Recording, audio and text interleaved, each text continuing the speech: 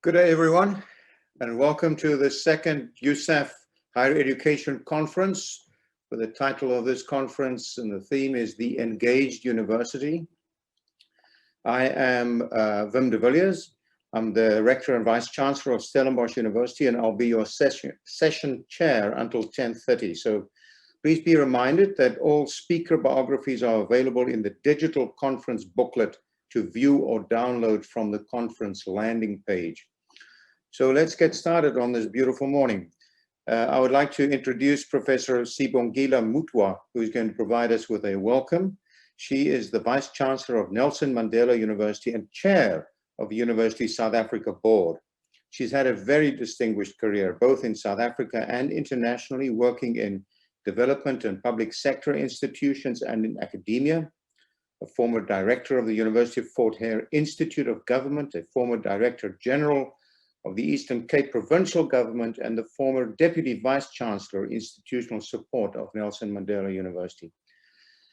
Professor Muthwa is deeply committed to gender justice, social inclusion, and active democratic participation.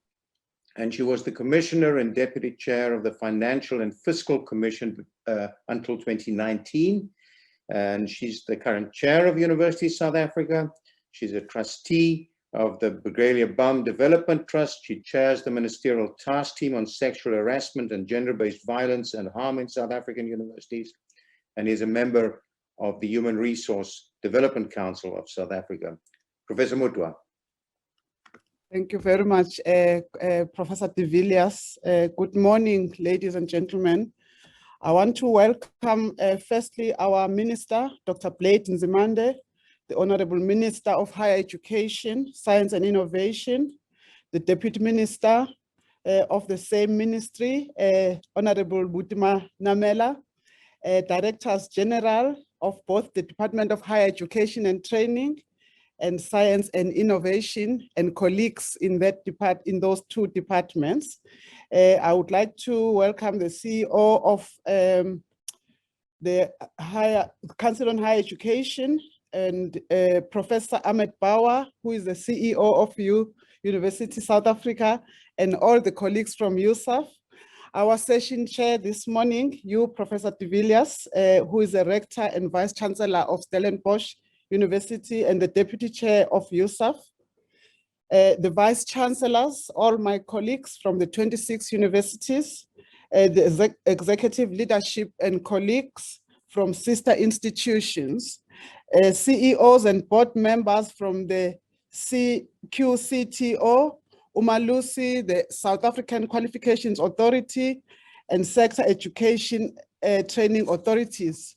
I would like to welcome the Chairperson of the Portfolio Committee for Higher Education, Science and Innovation, Ms. Nompendulo Mkajwa, the Honourable, Dr. Linda Meyer, the Conference Leader of University South Africa, and Mr. Ntokozo Pengu, Conference Coordinator for Council on Higher Education, colleagues from our private higher education sector, esteemed colleagues and friends from the continent and abroad who are participating in our conference, members of the public and private sectors who will be sharing their insights with us, our conference attendees, both near and far. A very warm welcome to you all. A special word of welcome, thanks and appreciation to USAF's strategic partners in this conference, namely Council on Higher Education and the Department of Higher Education and Training. We are most grateful for your collaboration and support. Pre-pandemic higher education conferences reflected the growing influence of technological and digital innovations and how they are informing, directing, and shaping higher education. The so-called new technology moment continues this trajectory into exciting, reimagined higher education futures. More recently, though, colleagues, there is a justifiable preoccupation with notions of social justice, of equity, access, and inclusion. Phenomena such as the Fallist movement, which began in South Africa some 6 years ago already, resonated around the world and jolted us into the grim reality of our miserably unequal and unjust world and the huge disparities that exist in the provision of quality higher education to students, even in societies that are deemed to be generally more affluent than ours. Many began to question the role that our universities could and should be playing in ameliorating these conditions and in being more relevant to our students, their parents, and our communities. We began to examine and question our own expectations and notions of what a university could and should be in the 21st century. And then the pandemic struck. And for nearly 2 years now, higher education around the world has been reorienting itself around an unanticipated, hugely disruptive phenomenon that has changed everything, including higher education practice and provision, in so many fundamental ways, both for good and for bad.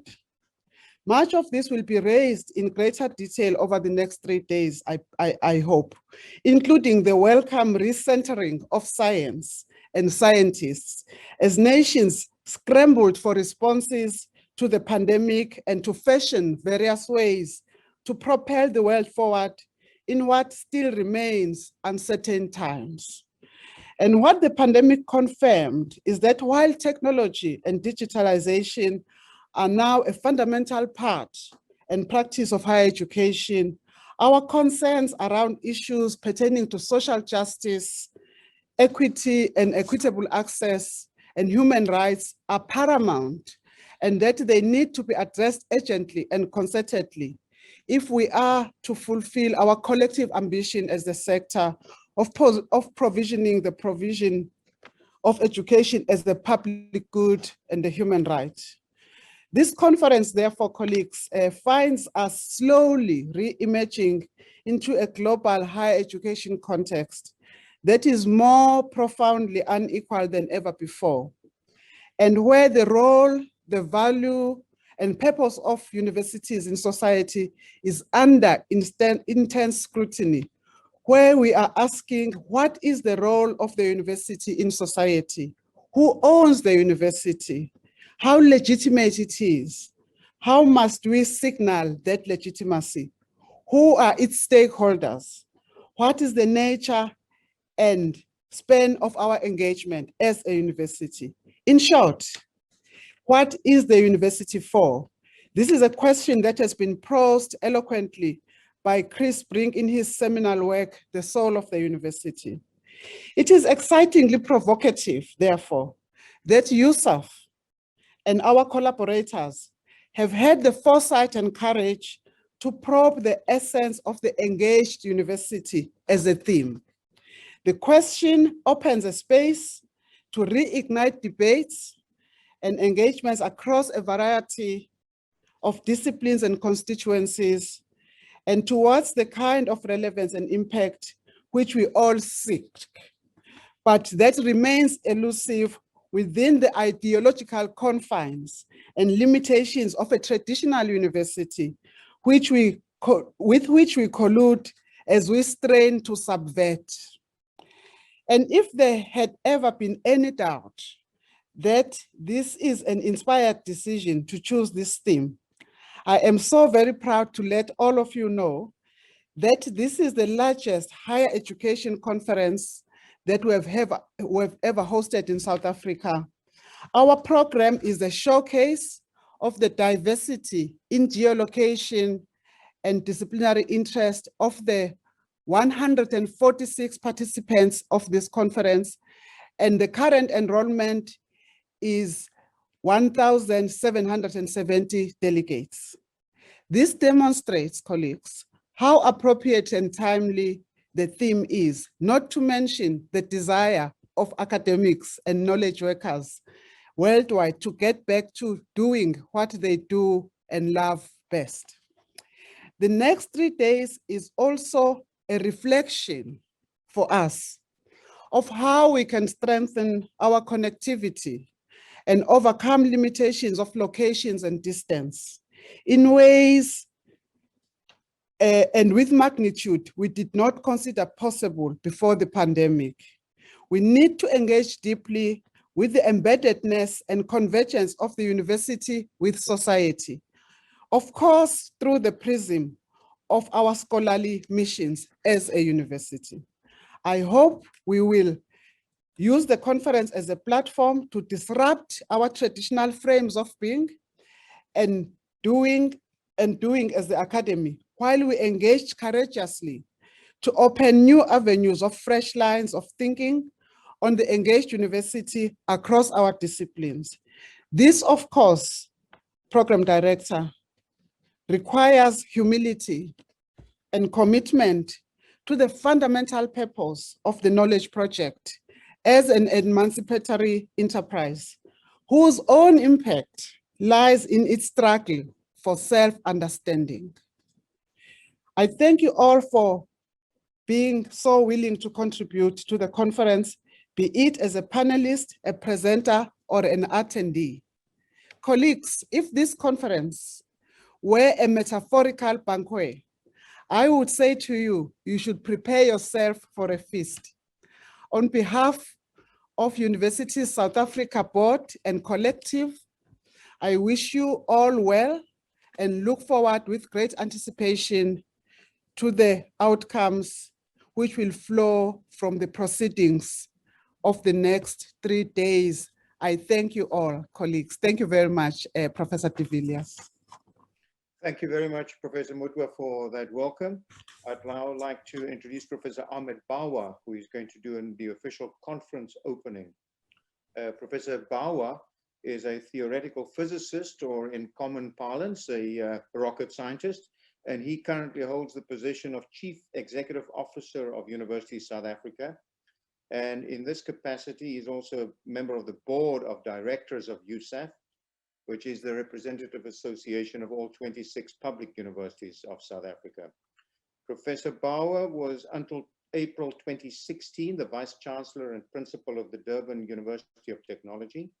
And he was also previously the Chair of Higher Education South Africa, HESA, which then became USAF in July 2015. Prior to that, Professor Bawa had held senior positions at universities in South Africa and in the United States. He had held the position of Deputy Vice-Chancellor at the University of Natal and at the University of KwaZulu-Natal. He holds a PhD in theoretical physics from Durham University, and his areas of research were nuclear physics and elementary particle physics. He has done work in the areas of higher education studies, in the area of science and society, served on a number of national policy development teams in the post-1994 period. He's a fellow of the Royal Society of South Africa, as well as the Academy of Science of South Africa, of which he was one of the inaugural vice presidents, and currently a member of the Council of the Academy. And he also served as chair of the board of the Foundation for Research Development, serves on several international advisory boards. Ahmed, over to you. Thank you very much.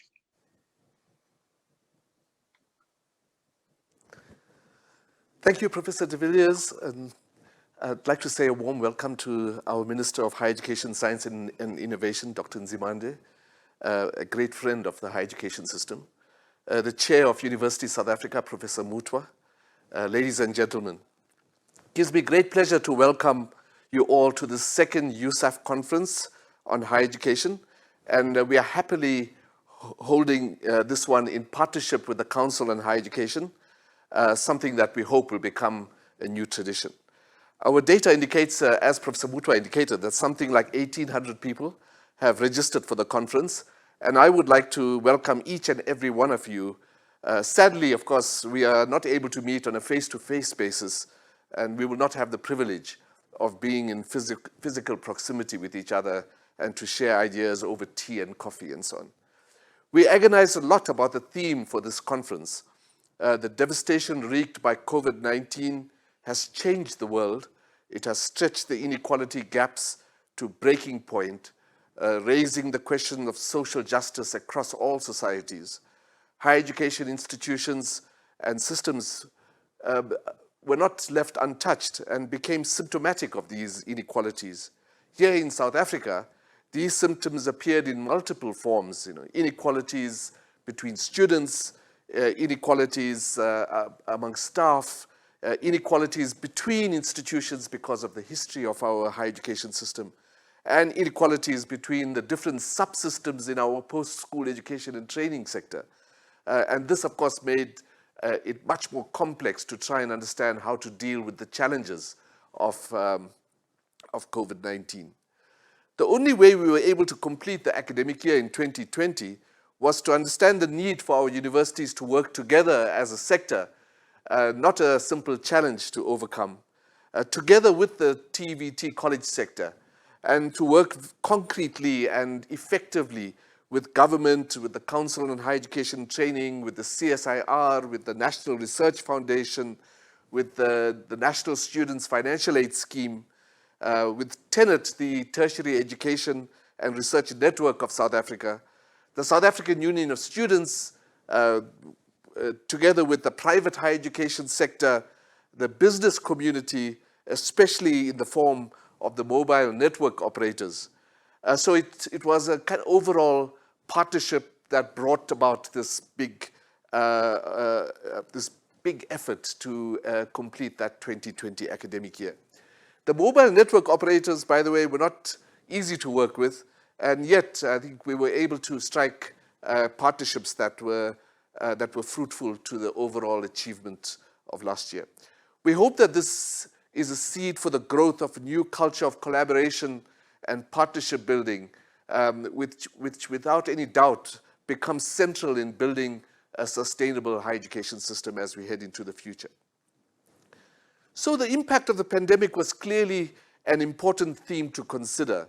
The universities all faced sharp, short-term financial crises.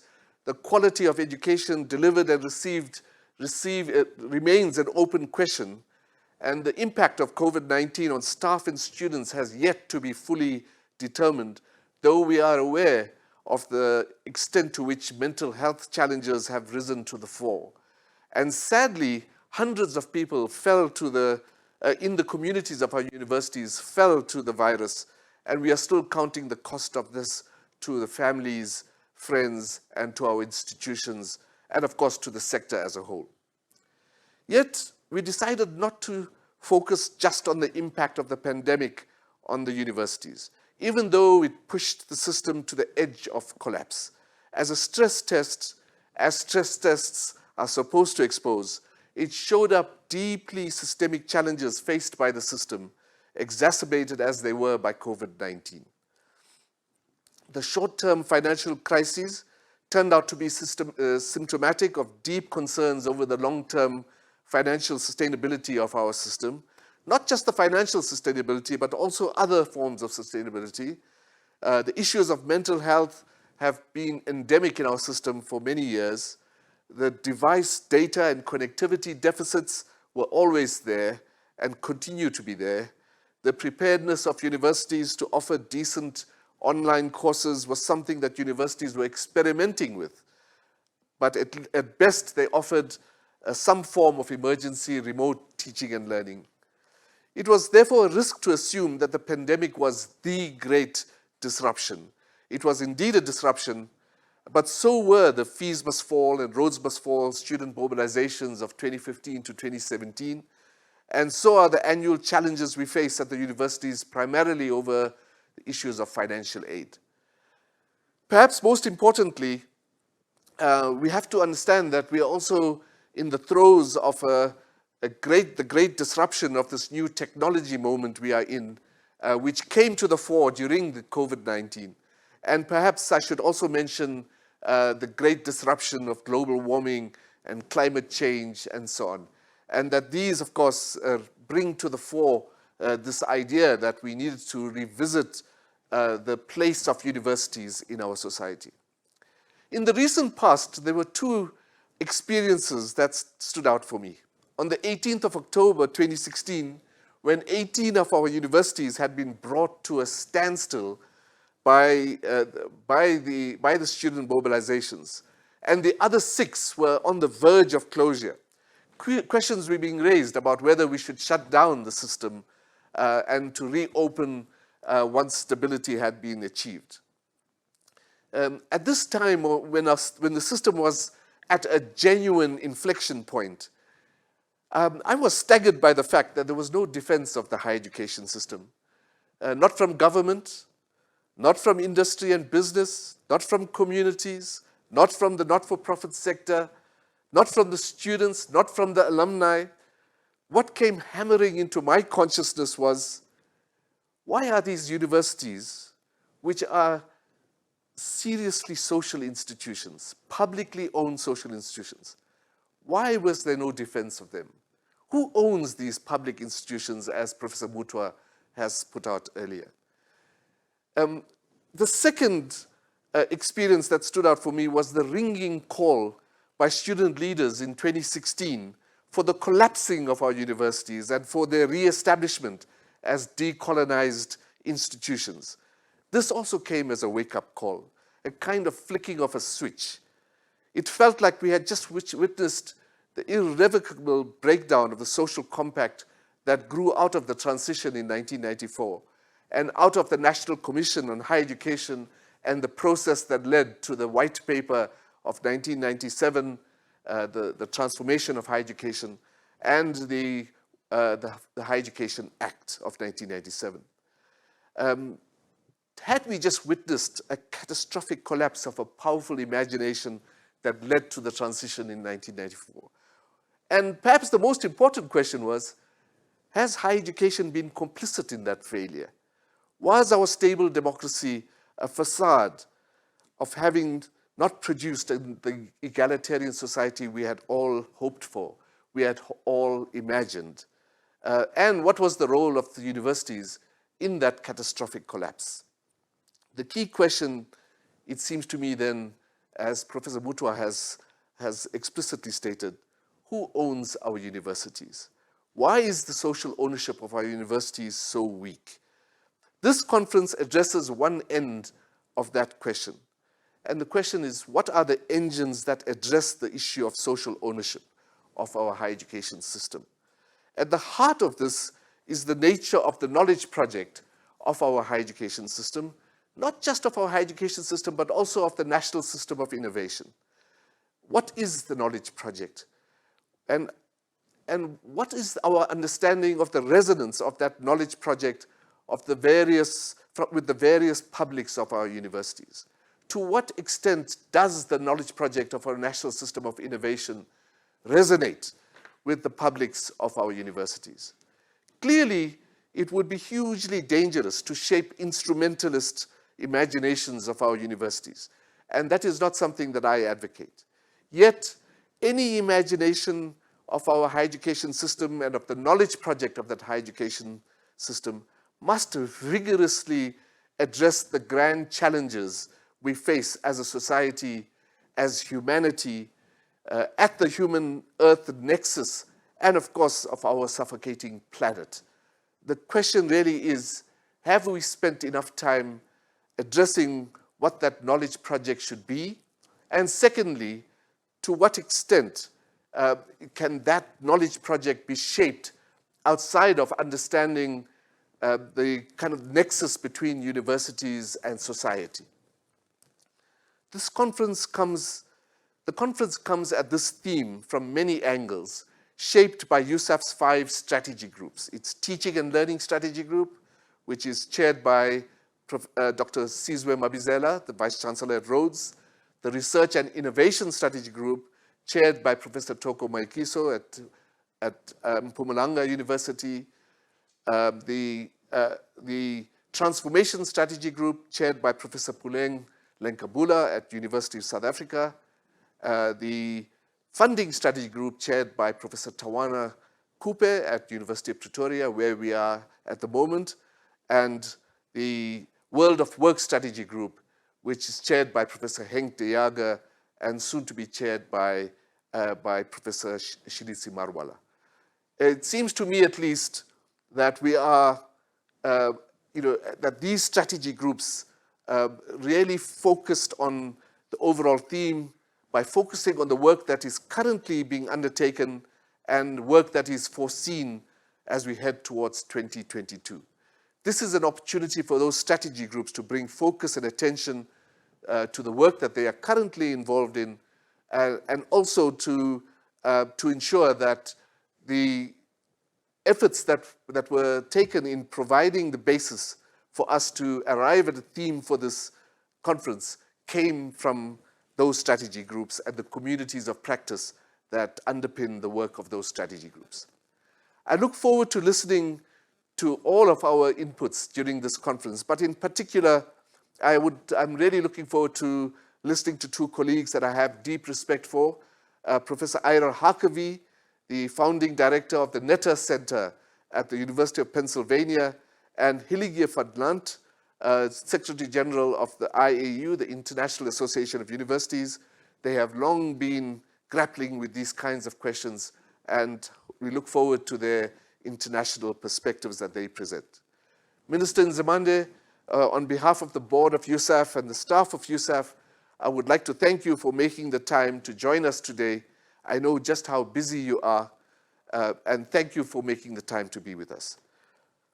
This meeting would not have been possible without the incredible imagination and effort of the staff of USAF and the leadership of Dr. Meyer, and I know is tired, but I also have a hint that she thoroughly enjoys this kind of work. And finally, I thank the 140-odd session chairs, facilitators, and presenters. This conference is totally dependent on your efforts. Thank you, Professor de Villiers, and I hope that we have a truly engaging event. Thank you so much. Thank you very much, Professor Bawa. I'd now like to introduce our keynote speaker, the Honourable Dr. Nzimande, who was appointed as Minister of Higher Education, Science and Innovation on the 30th of May 2019.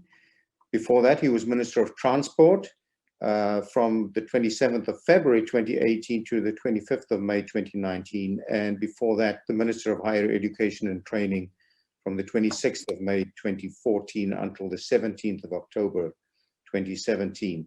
He is the General Secretary of the South African Communist Party, a former chairperson of the Parliamentary Select Committee on Education, and a former Deputy Chair of the Central Committee of the South African Communist Party, and the former chairperson of the Financial Sector Campaign Coalition. Dr. Nzimande holds a doctorate in philosophy, specializing in sociology from the University of Natal. He lectured at the University of Zululand, and he was also a lecturer in industrial psychology at the University of Natal in 1987. Dr. Nzimande was a council member of several universities, University of South Africa, University of Transkei, and a council member at the University of KwaZulu-Natal, and also chairperson of the African National Congress Parliamentary Study Group on Education. We look forward to listening to him. Thank you very much, Honourable Minister. The floor is yours. Thank you. Oh, thank you very much, Professor de Villiers, the session chair. And let me also greet Professor Sibongile Muthwa, the chair of the USAF board and Vice-Chancellor of Nelson Mandela University, Professor Ahmed Bawa, the CEO of Universities South Africa, the chairs of university councils, vice-chancellors, deputy vice-chancellors, and other leaders of our university system, higher education leadership and management, the chair of the portfolio committee, Ms. Nompendulo Mkhatshwa, on higher education, science and technology, esteemed international guests, CEOs and officials from private higher education institutions and other organizations represented here today. Officials from the departments of higher education and training and science and innovation and other government departments, academics and other professionals, ladies and gentlemen, good morning. Thank you very much for the invitation to attend and address the second higher education conference, which, as I understand, is jointly organized by USAF and the Council for Higher Education.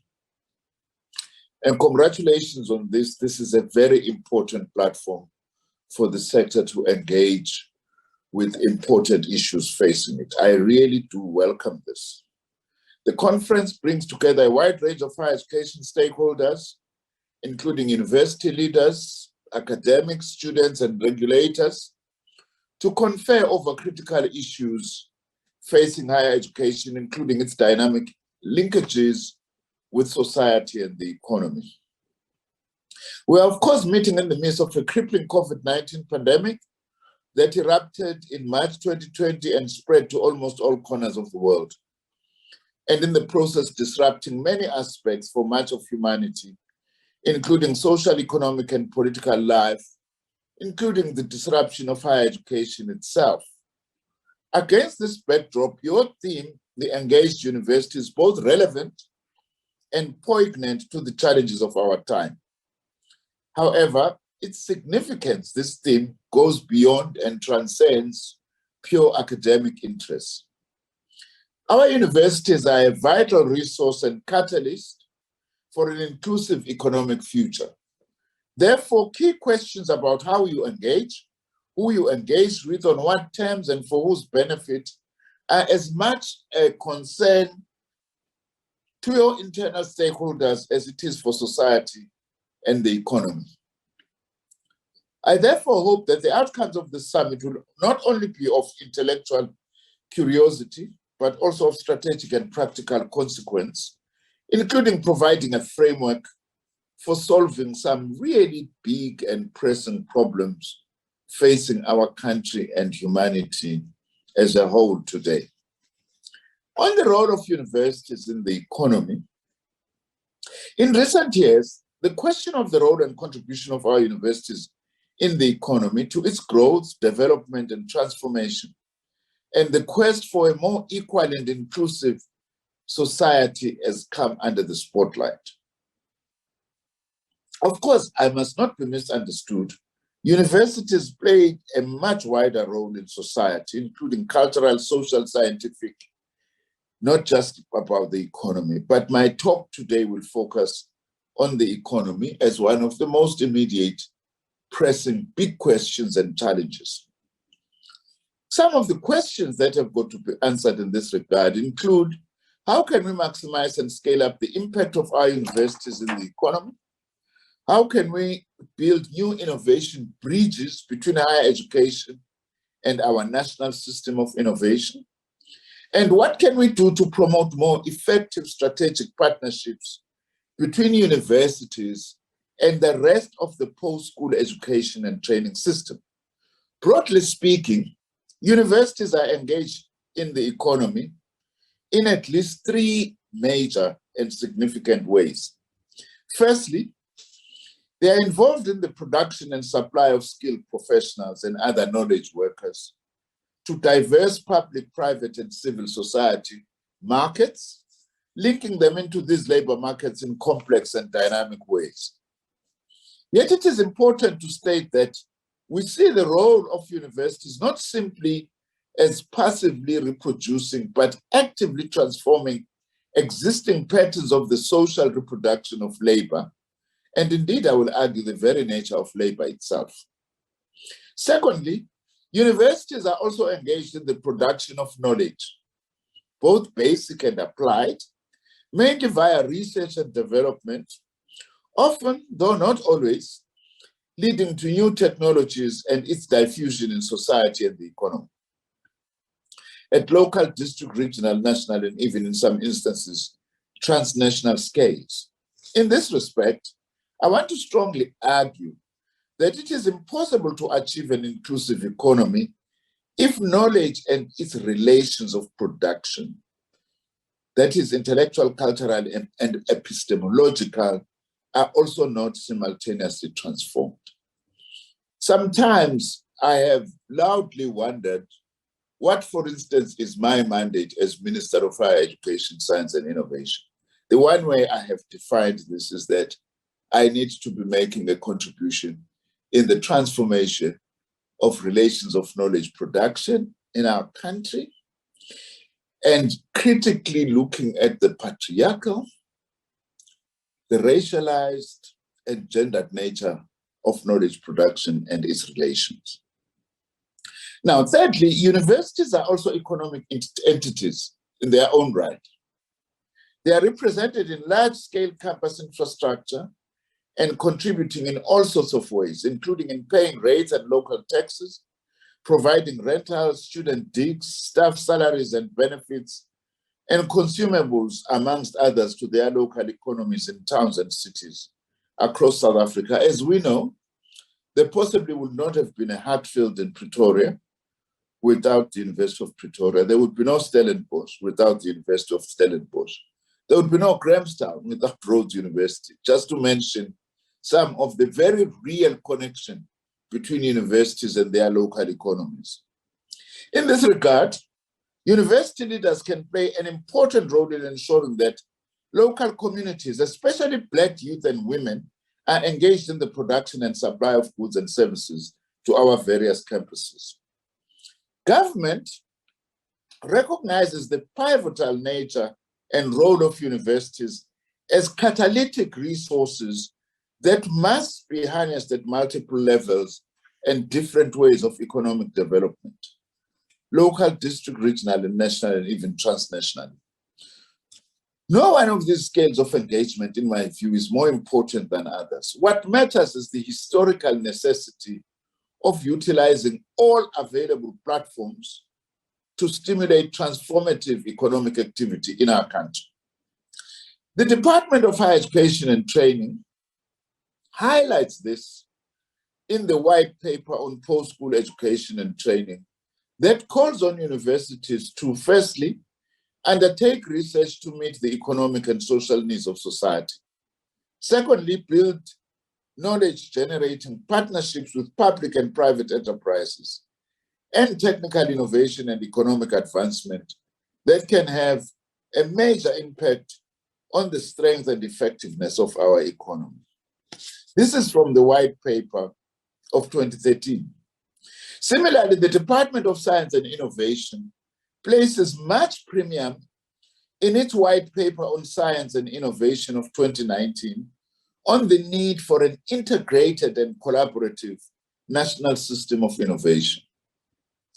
This is a shift in focus from research and development to innovation in order to boost the supply of high-level science, engineering, and technology and technical skills in our economy. The white paper on science and innovation also expands the undersized research system to improve the environment for innovation and push for significant increases in the funding of our national system of innovation. But we are facing an unprecedented set of challenges today. Business as usual simply cannot work, and I'm glad that this conference also seems to understand that. All of us must look for workable alternatives to the way we've done things yesterday.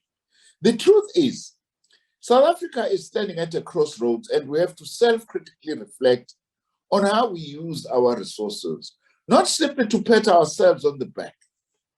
Universities must ask themselves how they can do more differently, especially in the context of a crisis which presents both serious challenges and the new opportunities, which is now what I would like to tend to by focusing on what I see as key elements of the current crisis and the challenges and opportunities for higher education.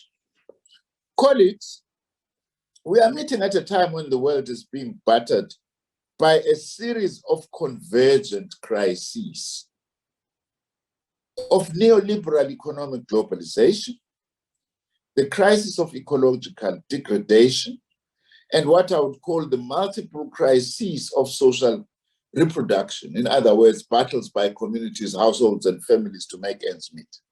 And all these crises, cumulatively and collectively, have all the hallmarks of what one may call a generalized global planetary crisis.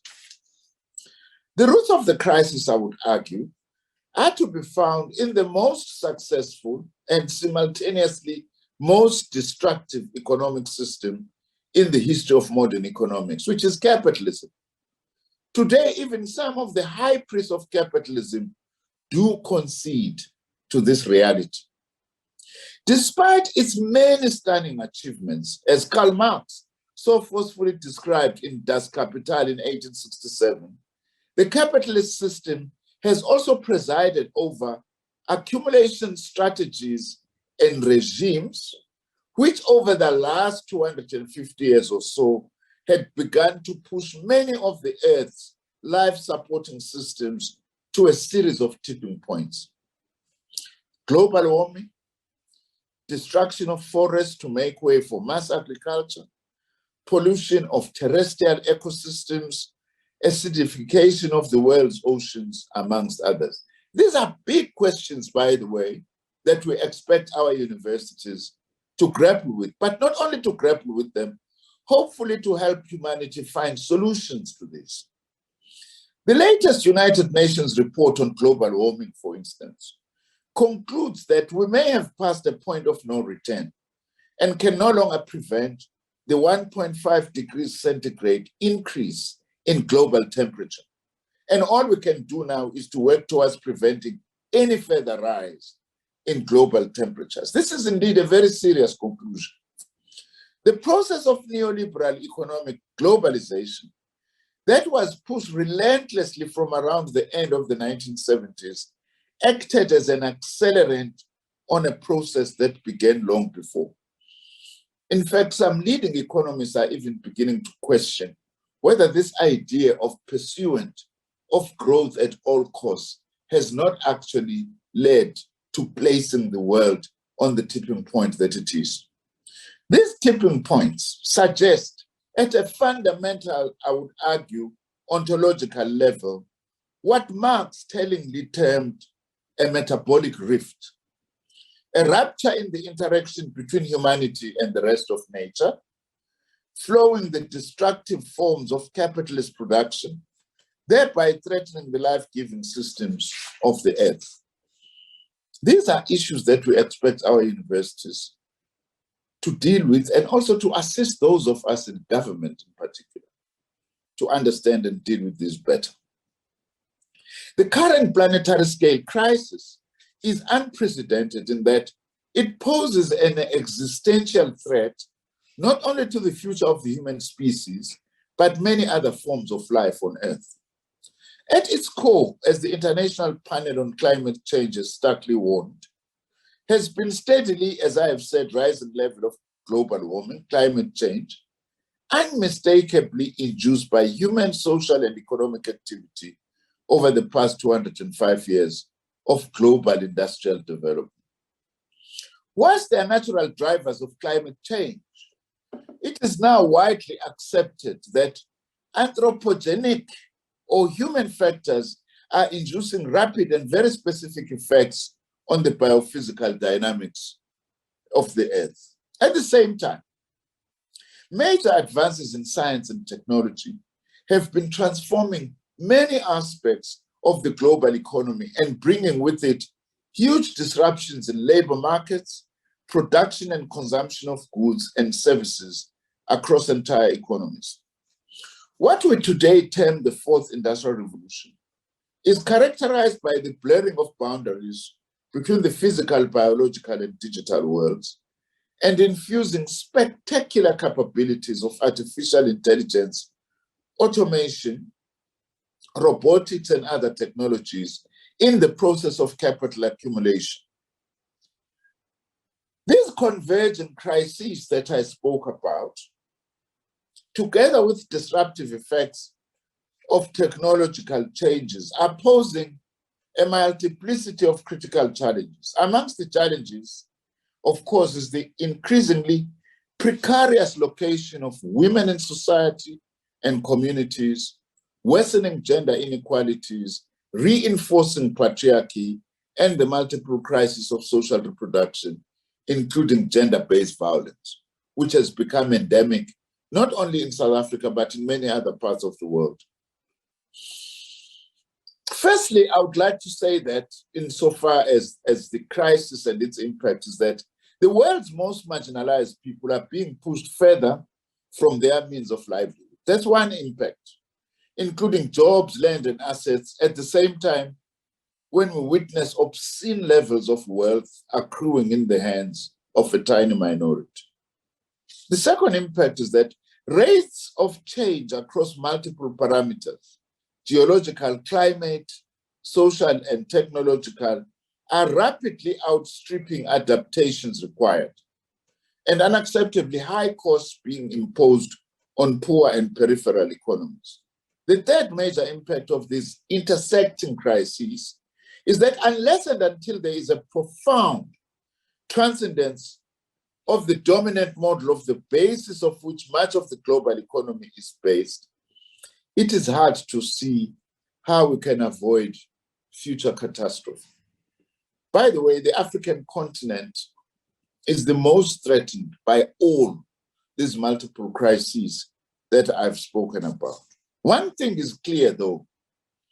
There cannot be a just transition, as the latest phrase that is doing rounds now in the necessity of dealing with climate change. We cannot have a just transition if the mechanism generative of the world's most destabilizing social forces does not make way for a more humane, ecologically sustainable world. That's the question also that faces our universities. The South African economy, which is deeply integrated into this new global economy, is facing stark challenges with legacies of social inequality and economic exclusion built over 3 centuries of apartheid colonial history. Today, after much rancor, there is widespread agreement that substantial changes must be made to overcome deep structural barriers to economic participation by Black women and working people in the economy. There is also agreement that a capable state and enabling environment are indispensable if we are to unleash the creative energies and ingenuity of millions of our people, just like we did in the fight against apartheid.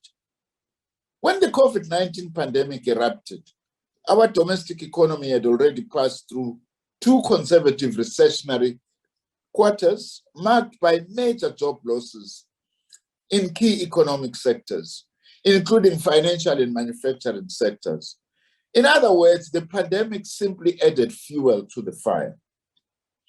Faced with the prospects of catastrophic failure of the domestic economy, our President Cyril Ramaphosa announced a national state of disaster in March last year as part of the extraordinary measures to confront the COVID-19 pandemic.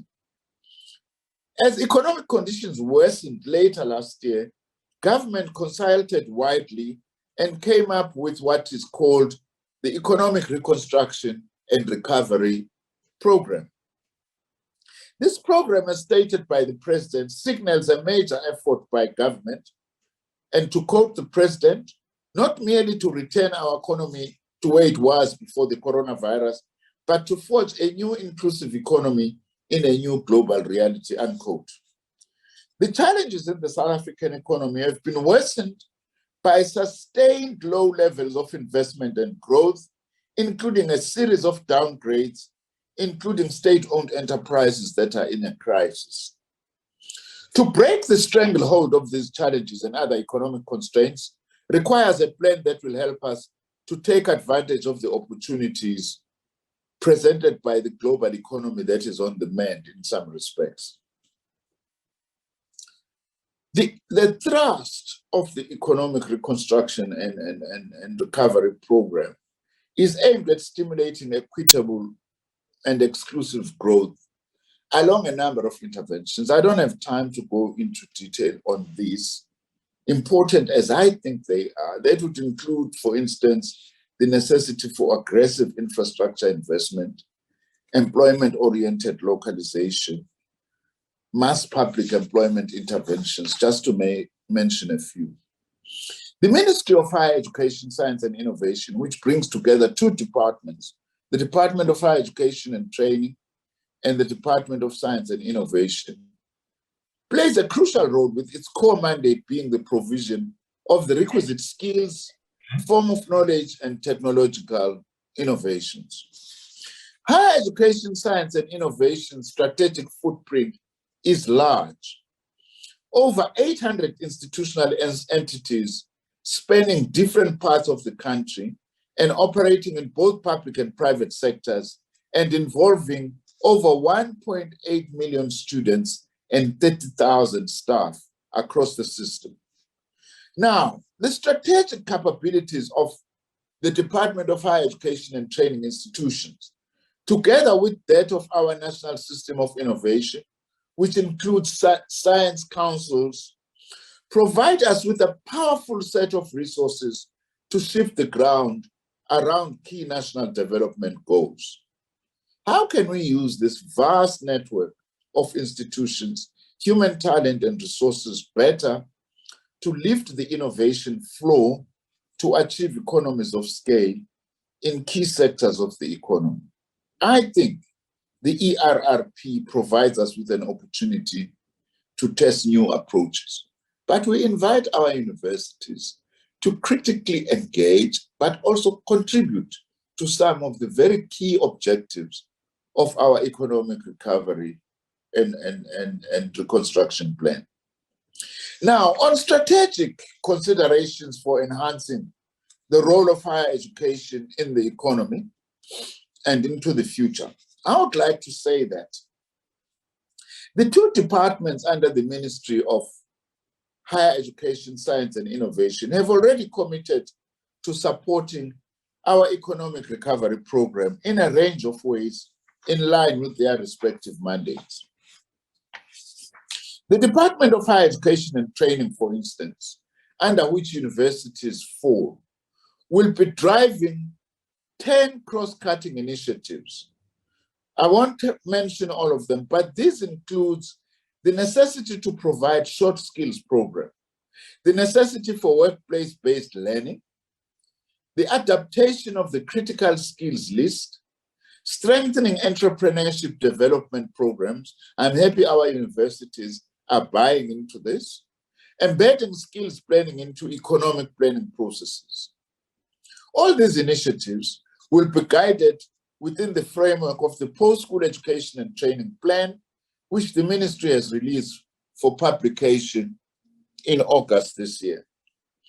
The Department of Science and Innovation, in turn, which has strong linkages with universities on the research, development, and innovation lines, will be supporting our economic recovery program via a range of interventions in crucial areas such as energy security, industrialization, agriculture, infrastructure, the green economy, and food security. We need to figure out how our universities can create and scale up these research networks involving historically disadvantaged institutions and rural universities to plug into these innovative spaces. This can only happen if there is more effective cross-system networking and collaboration in deploying scarce resources. I hope this issue will be dealt with. An engaged university, but it mustn't be an engaged university in isolation. It must be an engaged university that is also understanding its location and interlinkages with the rest of the university system in South Africa. The problem, and I have to be frank here, is that we still tend to function in ways emphasizing individual institutional gain, which is important, but not enough. We emphasize this over the imperatives of building a true national system. There is also an obsession with global rankings, and some of our institutions still tend to lapse too easily into old networks and coalitions of the strong, instead of encouraging a truly solidaristic national system of higher education. You can't deal with the idea of an engaged university without tackling these issues. On the other hand, we should acknowledge that there is significant but not sufficient collaboration within the sector. We acknowledge this. In some instances, as Professor Bawa was implying, we've been forced by FISMA's fall, we've been forced by COVID-19 to collaborate. Let's build on that as part of creating and protecting a vibrant university system.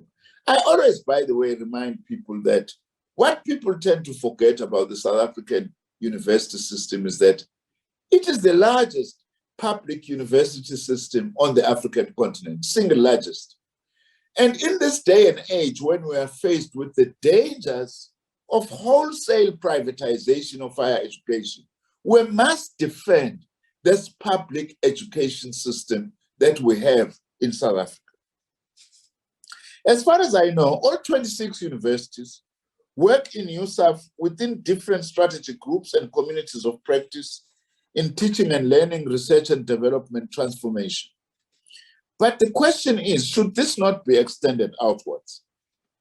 Should we not perhaps explore large-scale collaborative platforms between all our universities with our key science councils, such as the CSIR, the Human Sciences Research Council, the Agricultural Research Councils, to tackle national economic innovation challenges identified in our economic recovery program around food security, industrialization, and pandemics. By the way, on the issue of pandemics, the world has entered the age of pandemics. That's another huge challenge facing humanity and the African continent. I've asked the former Medunsa, which is now Sfako Makato University, to say, can you please assist us to explore the possibility of establishing a multidisciplinary center for the study of pandemics in South Africa, but also having that as a resource for the rest of the continent. Also, should we not build a more systemic alliance between universities and other parts of our post-school education and training system? I feel very strongly about this matter, specifically a partnership between universities with our TVET colleges and our community education colleges. This aspect is perhaps our weakest link in the entire system and constrains our capacity to mobilize across the articulation scales in ways that can bring together all post-school education and training institutions and its resources and human talent, especially to tackle local scale economic development challenges.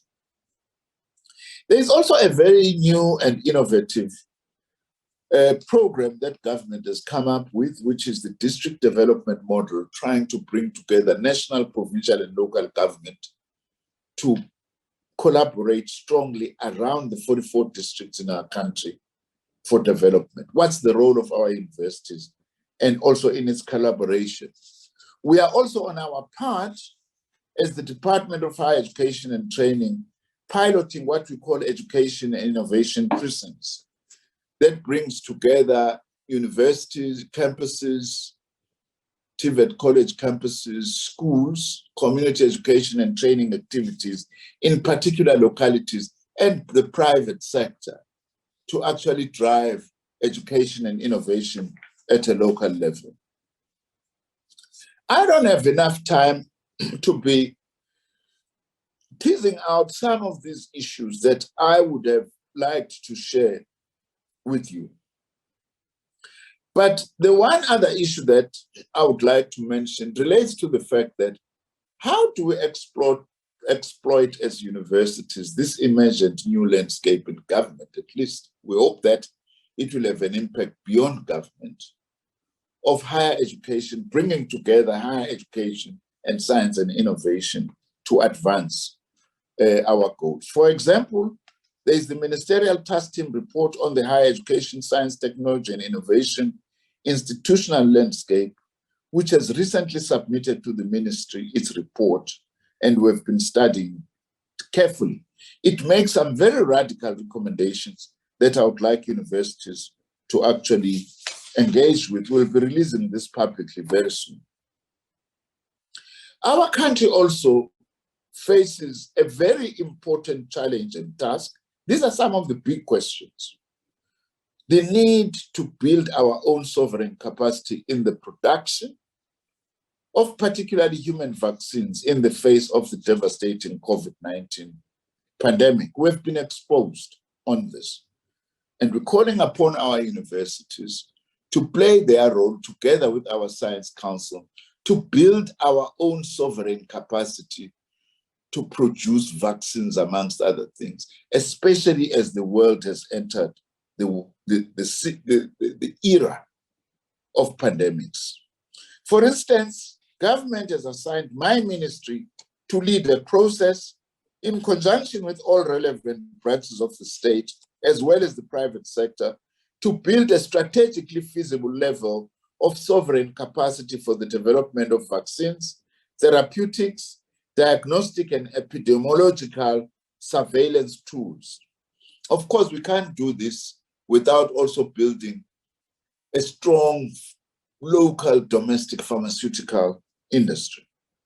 I would like to see the universities being mobilized across the vaccine, therapeutics, pharmaceutical and disease surveillance value chains, from discovery science to upstream drug development, and as well as building a diversified, competitive national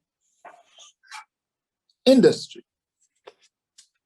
Perhaps we also need to take a look at the feasibility, another big challenge, of building on this overarching national digital post-school education and training platform, powered by artificial intelligence tools, to enable the entire sector from universities to TVETs and community colleges to assemble large-scale collaborations across the system. As I move towards conclusion, I want to say this, that beyond teaching and learning support, it might be possible to use such a digital platform to drive the innovation agenda more smartly, bringing universities, business, labor, and grassroots innovators together to work on the big national system of innovation missions that, by the way, we have identified in our decadal plan for science, technology, and innovation. And this includes education and skills for the future, nutrition for a healthy population, harnessing the potential of information and communications technologies, health technologies to treat and prevent ill health, sustainable energy technologies, the circular economy, and so on. I would therefore also invite our universities to critically engage with our decadal plan for science, technology, and innovation. Let me just make one final reflection. A crisis is usually an opportunity to reinvent oneself in a process of creative destruction, to borrow from Joseph Schumpeter, the Austrian economist.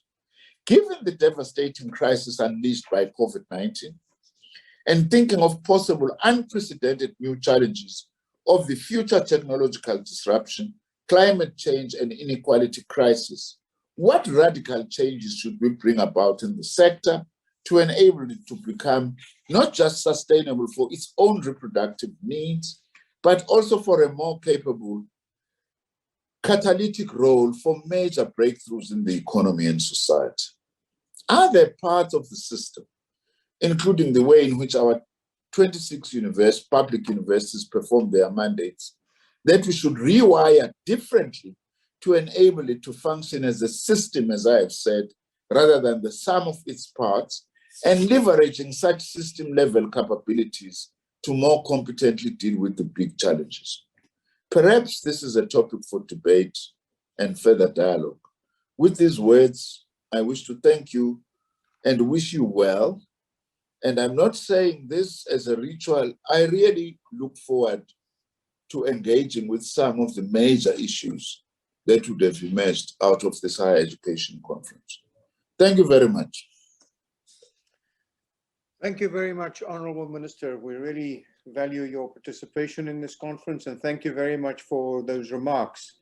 So this concludes our first session, and I would like now to hand over to Professor Mamokgethi Phakeng, the Vice-Chancellor of the University of Cape Town. So thank you very much. Thank you very much, Professor de Villiers, and thank you to the Minister for that inspiring, instructive, and timely keynote. I'm going to get on with the program so that we catch up on our time. We're heading now to international speakers session, which I'm going to chair. Thank you very much for the responsibility. I'm going to introduce Professor Ira Harkavy. He's an enthusiastic advocate for the role of higher education in shaping democratic society and instilling values of civic responsibility and accountability. He has written or co-written numerous articles in various media platforms on this topic, most recently in relation to global responses to COVID-19 and the pandemic's effect on different countries. He's Associate Vice President and Founding Director of the Barbara and Edward Netter Center for Community Partnerships at the University of Pennsylvania. He chairs the International Consortium for Higher Education, Civic Responsibility and Democracy, and the Anchor Institutions Task Force, a think tank and movement building organization working to deepen and extend the democratic engagement of anchor institutions in the neighborhoods, cities, and regions.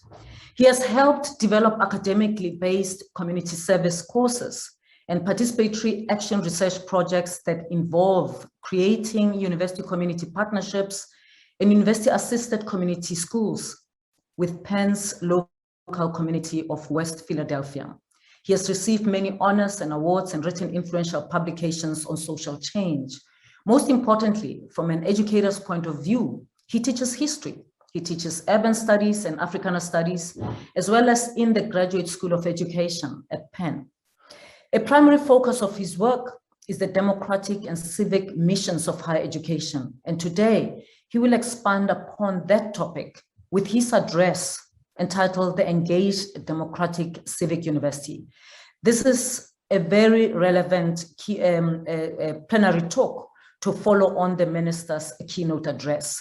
Professor Harkavy, over to you. Thank you very much for that very kind introduction. It is a great pleasure to be with all of you today on that, and to be able to participate in this most important activity. Let me first indicate how, again, pleased I am to be here and to be able to participate. I want to thank my dear friend and colleague for many decades, Ahmed Bawa, who I have worked with for well over 20 years and learned a great deal from. It's also my great pleasure to be here with Hilligje van Want, who is a long-term friend and colleague also.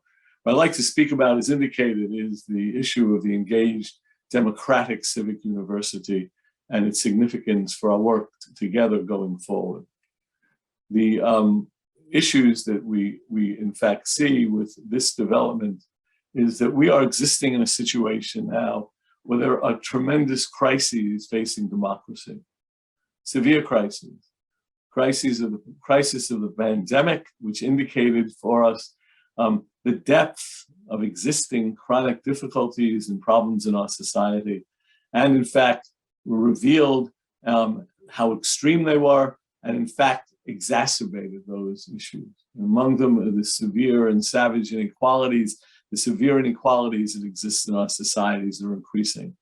The increasing racism, anti-Semitism, and xenophobia that is spreading all over the world, certainly in my country, in the United States, and increasing attacks that have occurred on science, knowledge, and democracy itself. And one can just look at January 6th in the United States and the storming of the Capitol, and indicating the attacks are not just verbal, but are physical, and put, in fact, democracies in severe danger. And we also face, of course, as we recognize, declining trust in all our institutions. And that raises for us a fundamental question in a conference about universities. And that question is, what can universities do? What's their role? What's their influence and impact? And I would actually indicate, in my judgment, that universities are the single most influential institution in societies all over the world. And then they play that role, and their influence is large for many reasons. They're the centers of new discoveries, ideas, technologies. They're also centers of art and culture, major destination points of creativity. They're the engines of local, national, and global economies, and certainly cities throughout the United States, and rural areas and suburban areas. Universities tend to often be the largest employer. That with medical institutions, they tend to be large landholders, large procurement of goods and services, but they're the engine not just of local economy, but clearly national and global economic development. And they serve in their environments often as anchor institutions, partnering with their locality, with community-based organizations, and with for-profit and other nonprofit organizations and CBOs working together in those areas, but most centrally, universities teach the teachers and the teachers' teachers. Everyone is touched by the university in every field we can think of, from teaching itself to law, medicine, engineering, all fields of science, cultural productivity. Universities touch everyone, shaping the values, aspirations, and intellectual development of entire societies. And given the importance of the knowledge sector, there's no institution I see as more significant and more important than the university in these contexts.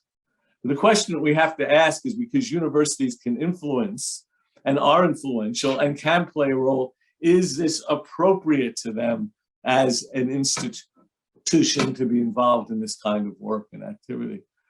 And I think that raises the question of what is the purposes of the university. Certainly I can speak to the United States. And I'm taking quotes from two individuals connected to my institution, the University of Pennsylvania. The founder of Penn was Benjamin Franklin. And Franklin, when he wrote the document that established the idea of a curriculum for the University of Pennsylvania, he said in that document that the purpose of a Penn education, higher education in general, was to have an inclination joined with an ability to serve. I want to emphasize an inclination that's moral, ability is intellectual, to serve mankind, human beings, one's country, friend, and family, and the ability to serve and the inclination to serve should be the great aim and end of all learning. The purpose is education for Franklin for citizenship, for eventually it becomes democratic citizenship.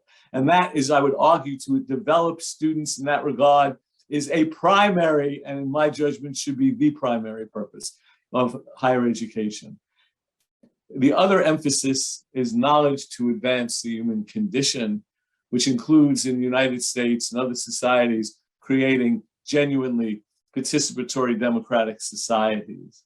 And that idea was expressed, of course, very much about knowledge is power from Francis Bacon in the 16th century. Knowledge is power for the relief of man's estate, to improve human life, but more connected to my institution was W.E.B. Du Bois, the great ethnographer, social scientist, leading faculty member, African-American, or first major African-American faculty member in sociology at the University of Pennsylvania, who said, the purpose of the university is to serve as a scientific basis of further study and of practical reform. Not knowledge for its own sake by any means, but knowledge to change the world, to advance the human condition. So those would stand, in my judgment, as the core purposes of universities in the United States. And the question is, given that, can this engagement, can the engaged democratic civic university realize, fulfill those core purposes? Because if it doesn't realize those purposes, if those purposes are not realized, then in effect, what we're arguing is something that should not happen. It needs to fulfill the core purposes. In the case of the United States, engagement was there at the birth of higher education. The colonial colleges, from Harvard, which was Congregationalist, to next William and Mary Anglican, Yale Congregationalist, Presbyterian was Princeton, and in between Penn, which is a little different, but every colonial college, and I can go on, had as its purpose the education of ministers or religiously orthodox men to create Christian commonwealths to advance and improve the quality of life of citizens in those commonwealths, in the colonies. Penn was different, as I indicated, because Franklin created the first secular higher educational institution dedicated to service in a secular fashion, but still obviously service. Land-grant institutions, a great development in 1862 when Lincoln signed what was called the Morrill Act, establishing universities to advance knowledge, improve the condition of farmers and living in what was then the expanding United States, to have extension services. And the idea was captured by the Wisconsin idea out of University of Wisconsin, these great state institutions in which the president of the University of Wisconsin and the governor said the boundaries of the university are the boundaries of the state. The boundaries of the state, meaning improving the lives of the citizens in that state, not knowledge for its own sake, knowledge to improve the world. And historically, Black colleges and universities were connected to a second land grant act, emphasizing in 1890 the focus of state-supported land grants that were for African-American and Black students, designed with service as a central component. And what is often not seen is the great urban research universities. The great urban research universities established in the late 19th and early 20th century, beginning with Johns Hopkins in Baltimore, and then other institutions, the transformation of the University of Pennsylvania, the development of Columbia. These institutions at the turn of the 19th and 20th century were developed clearly with the idea of knowledge to improve the world and, in fact, improve the environment it was a part of. Johns Hopkins, the first modern research university in the United States, founded in 1876, when Daniel Coit Gilman, the president, made an address about the founding of Hopkins, he talked about it ending misery among the poor. Higher education has not done that, but that is its birthright and founding purpose, and the reason that these institutions exist. Now, of course, during this period, those research universities were hopelessly elitist. They didn't work in co-creation with the communities, but there was a piece of that in some places, but it wasn't major. And it also needs to be understood that this idea of engagement and service did not last after World War I. The horror and tragedy and absolute destruction of World War I created a deep pessimism, and a pessimism that no longer saw knowledge in the Baconian ideal to improve the relief of human life, but rather knowledge internal for its own sake. The creation of a scientism in which physics and engineering become the model for all social scientists, and even to a certain extent, increasingly later on, for the humanities. And that issue of also focusing on external issues, foreign policy issues, became what counted rather than engagement. And this existed through World War I, after World War I, as I said, through World War II, and then at the beginning of the end of the Cold War and the end of the Cold War, there began to be developed a burgeoning, engaged university development in the United States and then around the world. Part of it came from criticism, the criticism being that they looked now not just at foreign questions and battle and competition and Cold War with the Soviet Union, but rather the chronic, acute crises facing people in the very environments, in the shadows of the great research universities. And questions were raised, and there was a generation of 60s activists coming into leadership positions in universities. So this burgeoning, engaged university movement begins to develop in the United States, and I would argue a little bit later in countries throughout the world. And then the question, though, is how far has it gone? And there's been great strides made, and I could describe that. But let me note, it certainly has not ruled the day. Certainly, historically, there's been traditional liberal arts, and in some sense, a revival of some of these ideas in face of what I'm talking about momentarily, the neoliberal and entrepreneurial university. But the traditional liberal arts has certainly great power, but also served as elitist. It also served as a way of codifying leadership that wasn't open to diverse populations, having a canon that would white males and not inclusive of the diverse, vibrant populations in the United States and around the world and their contributions. Traditional liberal arts that served as a way of an essentialist education in which the ideas are chosen by the faculty, which is appropriate to some extent, but without opening up. It was as if there was a core body of knowledge. Now, again, that's a typology, and I'm expressing it in a strong way on that.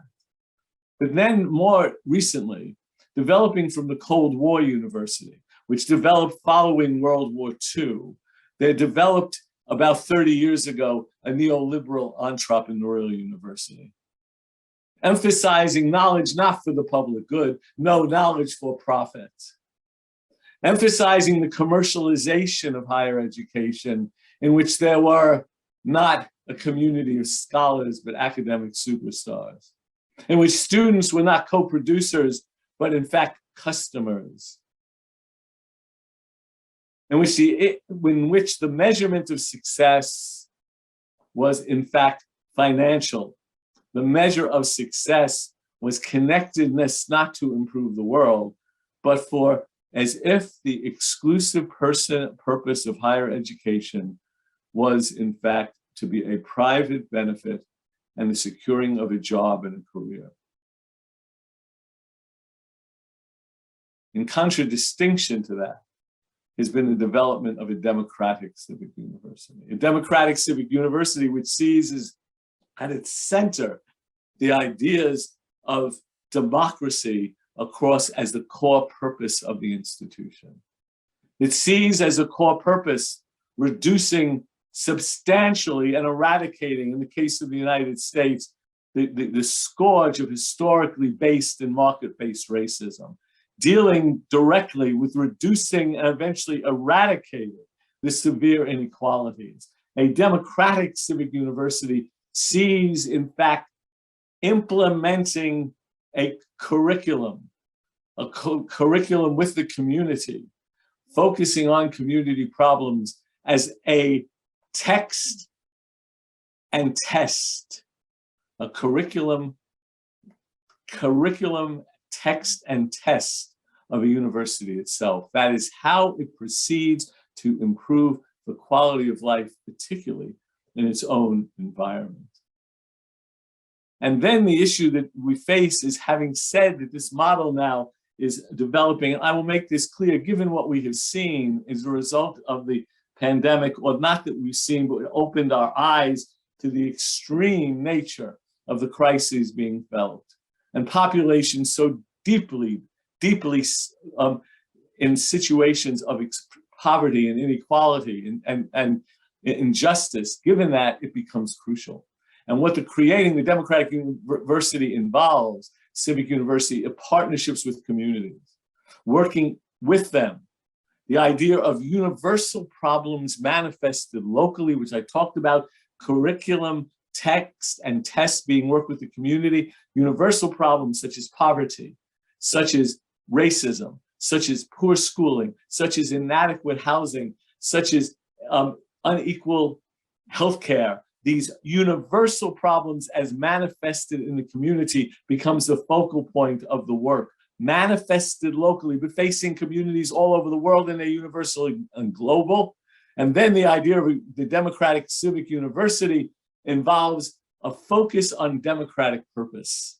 The democratic purpose of educating ethically engaged, empathetic democratic citizens and producing knowledge to improve the world and improve democracy. Democratic purpose. A democratic process of working with communities, learning from them, having, in fact, a sharing and understanding of co-creation, listening to voice, the notion of not experts only in the academy, but a community of experts, and the notion that our neighbors and the people we work with are not means to an end, not means to a grant, but ends in of themselves. And last, the democratic product emphasizes that it is not just change of the community. It's not just improving the quality of life in the environment. It is transforming and changing the university. This represents a mutual transformation, and the product needs to be on both sides. Very briefly, I will describe what we do, and I will do this in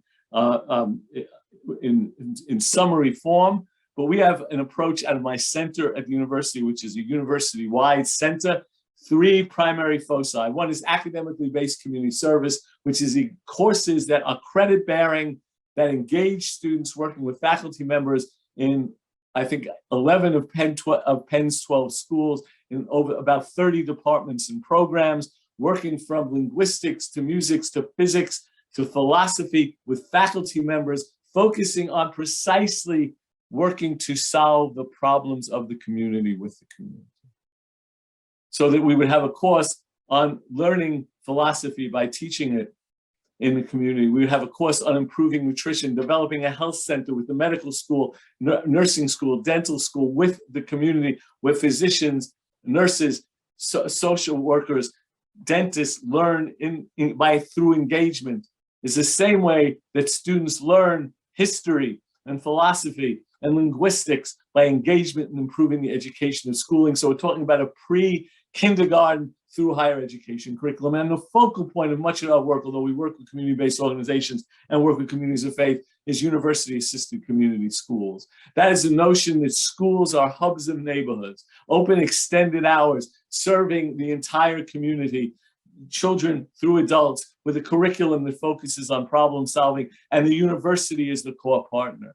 That is where we aggregate some 1,800 students in academic courses working at university-assisted community schools, and about 2,000 volunteers, federally supported students, and students in activities related to working programs at those same schools, about 2,000. So we bring approximately 3,800 students to 8 or 9 schools in West Philadelphia, serving 4,000 students and their family. So there is an integrative, aggregate impact on that work.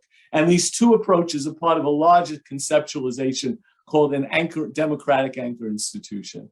The idea is, if we're going to produce the change and deal with the issues of social justice and change our societies for the better and have higher education realize its significance, that means the entire institution comprehensively needs to be engaged with the community. That means the economic side, the employment, the procurement, the real estate needs to be part of that. And it's brought together in local democratic partnerships so that it is the economic, the academic, the co-curricula brought together so that the impacts are optimal and maximal on the community, but also on the institution. So the institution becomes aligned and can have the kind of impacts it could and should. And we have moved this way, but we have miles and miles and miles and miles to go before we sleep, miles to go. So where do we go from here? I think there are 3 steps that I would advocate for very strongly. The first of those steps is to engage in a searching critique of what we're doing, to understand that we have to rethink, reimagine, and redo. And we need to call that question on our institutions and indeed and raise it not just to the administration, but for our colleagues. To ask every school and college to ask the question how they can link their academic work to improving the quality of life in the environment that the university is part of. Not apart from, part of. And how by doing that, that would increase and improve the academic and intellectual production. Universal problems manifested locally. To raise that question off the faculty work. Also, universities should be not only putting in their own resources, but they should be rewarded based on the Noah principle, Noah in the Bible.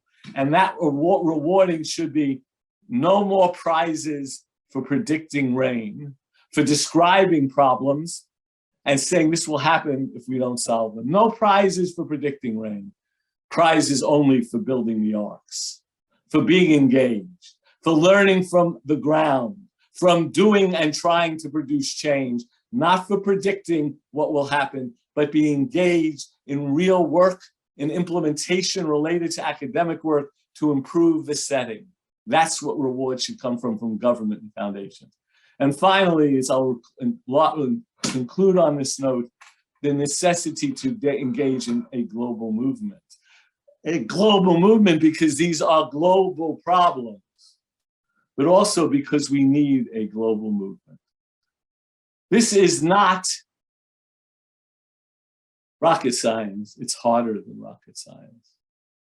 We need to learn and work together with our communities and do this on a global basis. One example of that is a global cooperation for the democratic mission of higher education, which was established in 2021.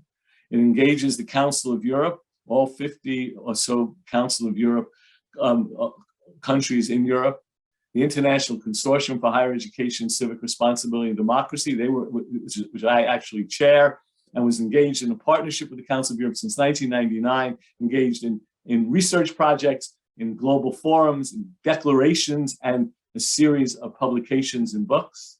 Very fortunately, the Organization of American States joined in 2018 and brought in 35 Caribbean, Latin American, and North American countries as part of this activity with the International Consortium and the Council of Europe. And the International Consortium includes, besides Ireland and the UK and the United States, South Africa plays a very important role. I have to emphasize that. And Ahmed Bawa is one of the leaders of this whole activity and of the International Consortium. Australia is also a member, and South Africa is actually one of the initial members with the United States back in the around 1999. And also joining in 2019 is the International Association of Universities, and my dear colleague, Hilligje van Lant, who will be speaking shortly, is head of that organization, which engages universities all over the world. And this is just one example of that global development that is so crucial. There's the Tawa network, there's the GUNI network, the Global University Network for Innovation, there's the University Social Responsibility Network, there's the Open Society University Network. All of these, along with the global cooperation for the democratic mission of higher education, are crucial at this time. So to conclude, let me say that there's a very famous line from John Dewey, the great pragmatic philosopher and educator, in a book called The Public and Its Problems. He said, democracy must begin at home, and home is the neighborly community. Democracy is not just voting. It's how we live. It's a way of life. It's what we do in our environments. It's the neighborly community. And perhaps what I am arguing is democracy must begin at home, and its home is the neighborly democratic civic university and its local community partners. In fact, I would argue that it is necessary to create the democratic civic university to deal with the severe problems we face. It is necessary, in fact, to realize the democratic promise of societies all over the world. And if I could be so bold, let me say that creating the democratic civic university will help South Africa, I believe, to realize the extraordinary democratic promise of South Africa for each and every South African. Thank you very much. Thank you very much, Professor Harkavy. Thank you for the talk. Very inspiring, brilliant comments that are coming through. And I'm encouraged, but here's the thing. I want to ask you, I'm gonna take just 1 or 2 minutes to do this. Do you think the university is complicit in the big challenges that we have in the world today? Or is it innocent? I mean, you know, when we talk about the university as academics, I mean, the place of ideas, right. The knowledge for everybody, Yes. the community. So, but actually it's complicit. It actually creates some of the problems. Yes, I couldn't agree more. I think that in fact, universities in a variety of ways contribute significantly to the dramatic inequalities we face. They contribute significantly to having not, let me put it this way, they do not make the contributions they could and should and essentially are core to their purpose of educating students for citizenship. They provide, if they focus on issues of commercialism, what is the lesson they're teaching our undergraduate students? What are the values that they're teaching? Universities are complicit because they have not made the issue of knowledge to improve the world a core focus of its work. They're complicit because they have not taken the issues of racism, of social justice, and placed it in the front. Given their influence, the fact that they have failed to focus sufficiently on what they are designed to do and what they're in fact would improve their own work, and in fact that they have not made these issues primary, they're complicit in fact creating those conditions. And given the fact that they can make a difference, they're not only complicit, they're shirking a core societal and intellectual responsibility. A core intellectual responsibility too, because they would be much greater institutions academically if they did it, and the core societal and value focus that they are not engaged and shirking a core responsibility of being a responsible institution in societies that they're part of. Would you disagree then if I say, I mean, we can argue that they still continue to perpetuate racism, many Yes. racism, patriarchy. Absolutely, absolutely. Why should we trust universities? If someone, and I'm talking as a vice-chancellor. Yes, and yes. If we were called as vice-chancellors of universities in the world, and young people say to us, so much damage in your hands, why should we trust you? See, what are we going to say? What should we say? There are two reasons. Yeah. The first reason is that we are an exceedingly powerful institution, as I indicated. To not turn universities in the direction of dealing with those students and dealing with the inequalities and racism in South Africa means that those issues and problems, not issues, will be exacerbated. Unless universities are turned in the direction that they need to turn, given that their influence is so dramatic and so significant, that keeping things in the current status quo will in fact only make things worse. And in fact, the danger of not having activities in the direction of a democratic civic university means that we are going to perpetuate and, as I said, exacerbate those problems. Second, there are really three reasons. If universities are turned in this direction, they can do a great deal. They can make a tremendous difference. They are necessary to make these changes. So given their enormous resources, as I spoke about, intellectual, human resources, and even economic resources, turning them in this direction will have a profound impact and in fact produce better academic work. So it will have a profound impact. And I'll say the other reason. I'm a product of 1960s activism. And there was always a debate in the 60s about whether you just create alternative institutions or try to change large institutions. And what I would say is if we don't change those large institutions, then what happens is poor,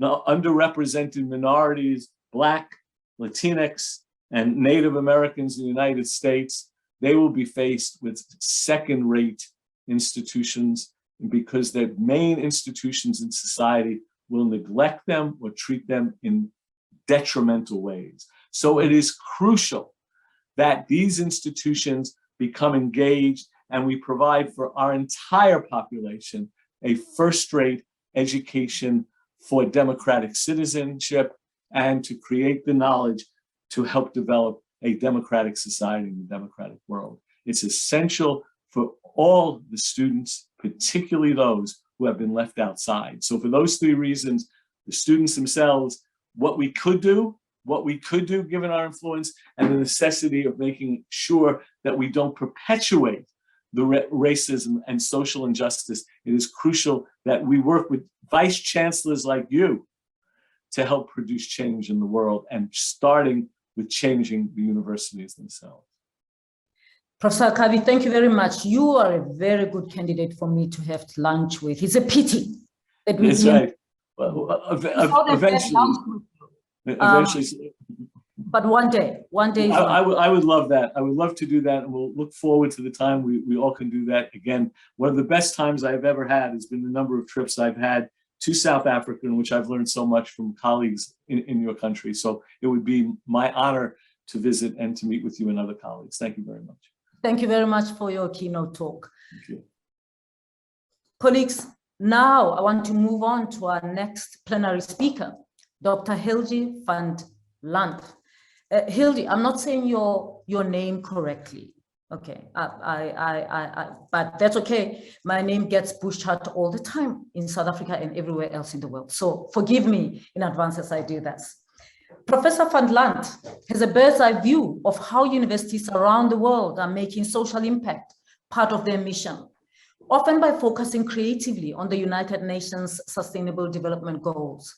As Secretary General of the International Association of Universities, or the IAU, based in Paris, she is in contact with educational institutions as far afield as Thailand, Norway, and the West Indies.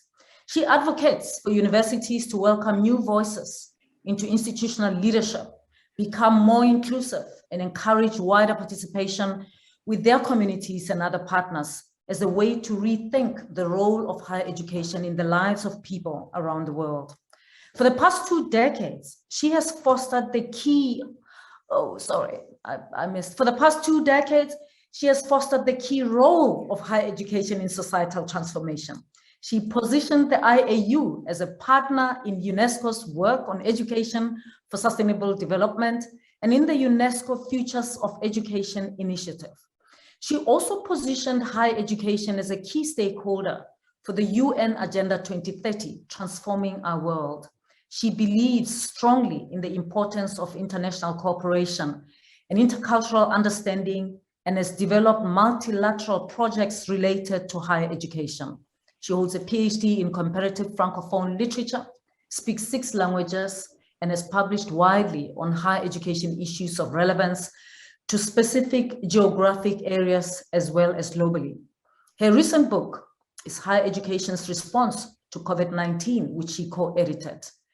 Today, Hilligje will talk with us about how to instill a culture of democracy through higher education, through its various missions, and why and how universities engage with Agenda 2030. Hilligje, over to you. Thank you very much, Professor Pakeng. Indeed, names are always a challenge, and that is also the beauty of our encounters around the world, but you pronounced it perfectly well. I will pull up my presentation here as well, but I would like to start already by congratulating the organizers for an incredibly rich conference that started off very well this morning with the first presentation by Professor Sibongile Muthwa, then by Professor Ahmed Bawa, and by the Minister Blade Nzimande. I very much appreciated listening to them and would have rewritten parts of my presentation if I would have heard it before, as they really have already distributed the seeds of the transformation that is what Ira also called for, the transformation that is much needed in higher education to address the challenges that we are facing globally. And so I will start with the question that you asked Ira, Professor Pakeng. Are universities also responsible for what is happening? Yes, they are, but they also have this incredible opportunity to transform the world. And I think that I will just try and find, because that's always the challenge, we're not face to face, but I would very much love to also have the opportunity to liaise with some of the things that were said this morning. Your minister underlined the fact that you have 800 institutions that are very diverse in the country, that you have 1.5 million students that you work with and that can make the difference for the future, and that you have 30,000 staff working with you. Yesterday was World Teacher Day, and I think we need to recall that today because they play a very important role in this transformation that we're calling for. So Professor Muthwa this morning started by who owns the university? Well, actually, maybe they do, and they should, and they can help transform the higher education system for the better with all of us, the higher education stakeholders around the world. And as you can see, I took your beautiful topic, the engaged universities, and I said the engaged university and higher education associations. Ira already talked to that as well. He said they're essential to building this future together, and that is what we do. And so I'm very pleased to liaise and work with USAF so much more so over the last 2 years, and hope for even further cooperation into the future, because that is how we can build something that is different. So higher education, it plays a key role in society. Yes, wrong roles, but also very good ones. And it has this incredible capacity over time to transform the world in which we live. And that role needs to be enhanced. It needs to be transformed. It needs to be strengthened as well. And it needs to be recognized. I very much appreciated Ahmed Bawa call for why is the system, why are the higher education institutions not recognized for what they actually contribute? Why is the work of the professors, the teachers, the admin people, the researchers in universities not better recognized? It needs adequate support. at political level, by society, and also financially, because higher education institutions are, on the one hand, criticized very much, but they are where they are, and they can transform for the better, and they do that on a continuous basis, thanks to your work, for instance, Dr. Pakeng, as chair of, as president of a very large university. You bring about the change that is also responding to the needs of our society today. But without the strong backing and the political and social support, and thus the financial support that is needed, is also at times very difficult to then transform in the ways that are so much needed. So the IAU's vision is also contribute to peace and human development as an organization. It is to promote and enhance the power of higher education, to transform lives, to build capacity, to connect diverse people, to generate and disseminate new knowledge, and to create insights and find sustainable solutions to local and global challenges. That's the vision that the IAU has been building over the last 70 years. And we've looked at that even recently. You mentioned one of the latest publications. There's another one that came out even more recently called The Promise of Higher Education, where 82 researchers, thinkers, friends of higher education, activists have contributed papers to look at what is the promise of higher education today. It's open access. You can find it on the internet by typing in the name.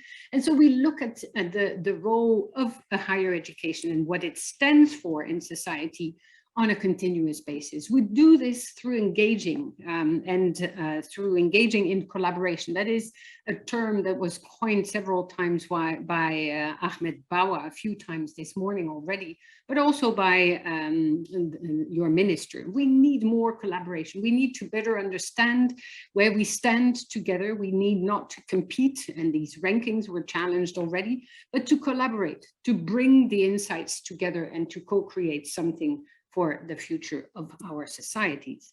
So the mission of an IAU is not very different from a mission of USAF, and I very much valued, and I may borrow that for the future, this strategy orientation and these working groups that you've put in place to look at the different facets and the contributions of higher education to society today. So the mission of the IAU is to advocate and advance a dynamic leadership role for higher education in society, but also for a dynamic leadership role of the leaders of higher education institutions who need to be globally engaged, but locally relevant, who need to work with the many stakeholders within the institution and with society. So their role has transformed tremendously over time. And the challenges that you face as leaders of higher education institutions are not minor, and they need to be recognized and supported strongly as well. The IAU also articulates for something that Ira was calling very strongly for, and it's these fundamental values and principles that underpin the kind of education that we want to build the kind of society that we wish. And these needs to be pursued, they need to be disseminated, they need to be transformed and also not translated into all the facets of the higher education institutions. And we should start even pre-higher education, and it should go on in all the processes that we're now putting in place in lifelong learning opportunities. That's what the minister was calling for as well. These short-term opportunities for upscale, reskilling, they should come as well with these, not only the skills that you need for an economy, the skills that you need in order to become a different kind of citizen in society. So the IAU leads and advocates for the development of higher education policies and practices that respect diverse perspectives, promotes social responsibility, and contributes to the development of a sustainable future. Many associations do so, and they are resonating in the locality, they're resonating at national level or at regional level, and we try to also foster this at the global level, so that the discussions between countries take place, between institutions in the countries take place, and certainly for these cross-regional cooperation mechanisms that were also presented on the last slide that Ira just showed. So we will work, and we will continue to work with USAF, but also with UDWAL in Latin America, with the Arab Association of Universities, with ACE in the US, with EUA in Europe, with the Asian Association of Universities, because we look at the global challenges from our windows, and we also need to know that anything that the butterfly effect is of essence here to transform the kind of way in which we transform our higher education institution. The transformation of one student in one institution will have an effect at the global level, no doubt about that. So that butterfly effect of education at all the levels and the kind of education we provide for the kind of society that we build is of key importance for our future. So the IU stables much of its work on a set of values that we've identified and that are essential for anything that we do in the higher education institutions: ethics, integrity, equity, solidarity, cooperation, global responsibility towards all the communities that are out there and with which we should work. The Netter Center showed very telling stories on how to engage with the communities, and that is something that can be scaled up as well at all the levels in all the countries around the world. The appreciation of diversity is easier said than done, and that is something that needs to be fostered on and on again, not only in the way we teach, the way in which we bring the students into the classroom and we make their knowledge perceptions contribute to the development of a knowledge economy or a knowledge base that we need for the future. So diversity is in each and every one of us, and the appreciation of that is also an appreciation of a different way we look at challenges that we face, and the diversity of the ways we look at the knowledge systems in themselves and how we valorize them and how we make them better connect around the world in order to jointly develop the basis upon which to base and develop a better sustainable future for all. Quality in learning, quality in research, quality in outreach is also a key value here. And so how do we define quality? That is really up to groups and stakeholders to do that together and to really always aim high. Academic freedom, institutional autonomy are those parameters we need to always take into consideration as well, and how they resonate in local and national systems. But academic freedom and institutional autonomy are a right and an obligation for institutions to provide the teachers, the professors with, but they come with a whole load of responsibilities on the side of those who prevail themselves from them. So and so it's a co-construct, and that is why there is this circle. There is no one value in isolation. They all are connected. So these are then why higher education? I think that was a question all through the concept note for the conference as well, but also through all the different discussions that you've started to initiate in the different working groups that you have at USAF, and which we need to scale up at global level. Higher education is really to prepare for life as active citizens in democratic societies, and really to ensure that those who come through higher education at all the different levels, the administrators, the students, the staff, those who come to attend classes or occasional classes or conferences, all of them will, at one point in their life, coming through the education system and the higher education system, have an opportunity to gain the kind of skills and competencies they need to become these active citizens. It is also for personal development, and that should not be discarded. It's very important. The personal development will have impacts for society all round. The person will come home with all this, will come home to their communities. They have the responsibility, though, to then share. Higher education is also there to develop and maintain a broad and very advanced knowledge base. There's something that fell off here, but that's really what it is. And in short, it is for development of society at large. So the learning outcomes are what? They're what we know. The learning outcomes is what we understand and also what we're able to do. But not only that, the responsibility is also What are we willing to do? It's the ethical dimensions, it's the commitment dimensions, it's our responsibility to society. So we may know a lot, we may understand a lot, we may be able to do a lot, but there we have to collaborate, share, and work together. So higher education is the tool or the institution or the body, that doesn't matter how we call it, but is really the center of offering the opportunity to really look at a better sustainable future, not in isolation, together with all the other stakeholders around in society. And your minister was very strong at calling for this collaboration between institutions and how to bring them together much more strongly. And so what are the pillars of that engagement? Well, a globally engaged leadership is one, with a resonance and translation at the local level, of course, and the national level and the regional level. There is another pillar that is the transformative teaching and learning, but therefore the professors or the teachers or anybody in a teaching or learning position in an institution needs to have the opportunity to continuously re-educate, retrain, reskill in order to never fall asleep, never to lay back on what we knew or what was. We have to innovate there as well. And so the word transformative is absolutely essential. Then one of the other pillars of engagement is this notion of internationalization, yes, but not just internationalization for the sake of mobility. The internationalization for the sake of better understanding, connecting. Internationalization can take place in any classroom, at any level of the institution, and within any discipline. And it calls for, what the IU calls for is for fair, inclusive, and diversified internationalization. That in itself would merit another coffee break somewhere so that we could exchange about that a bit further.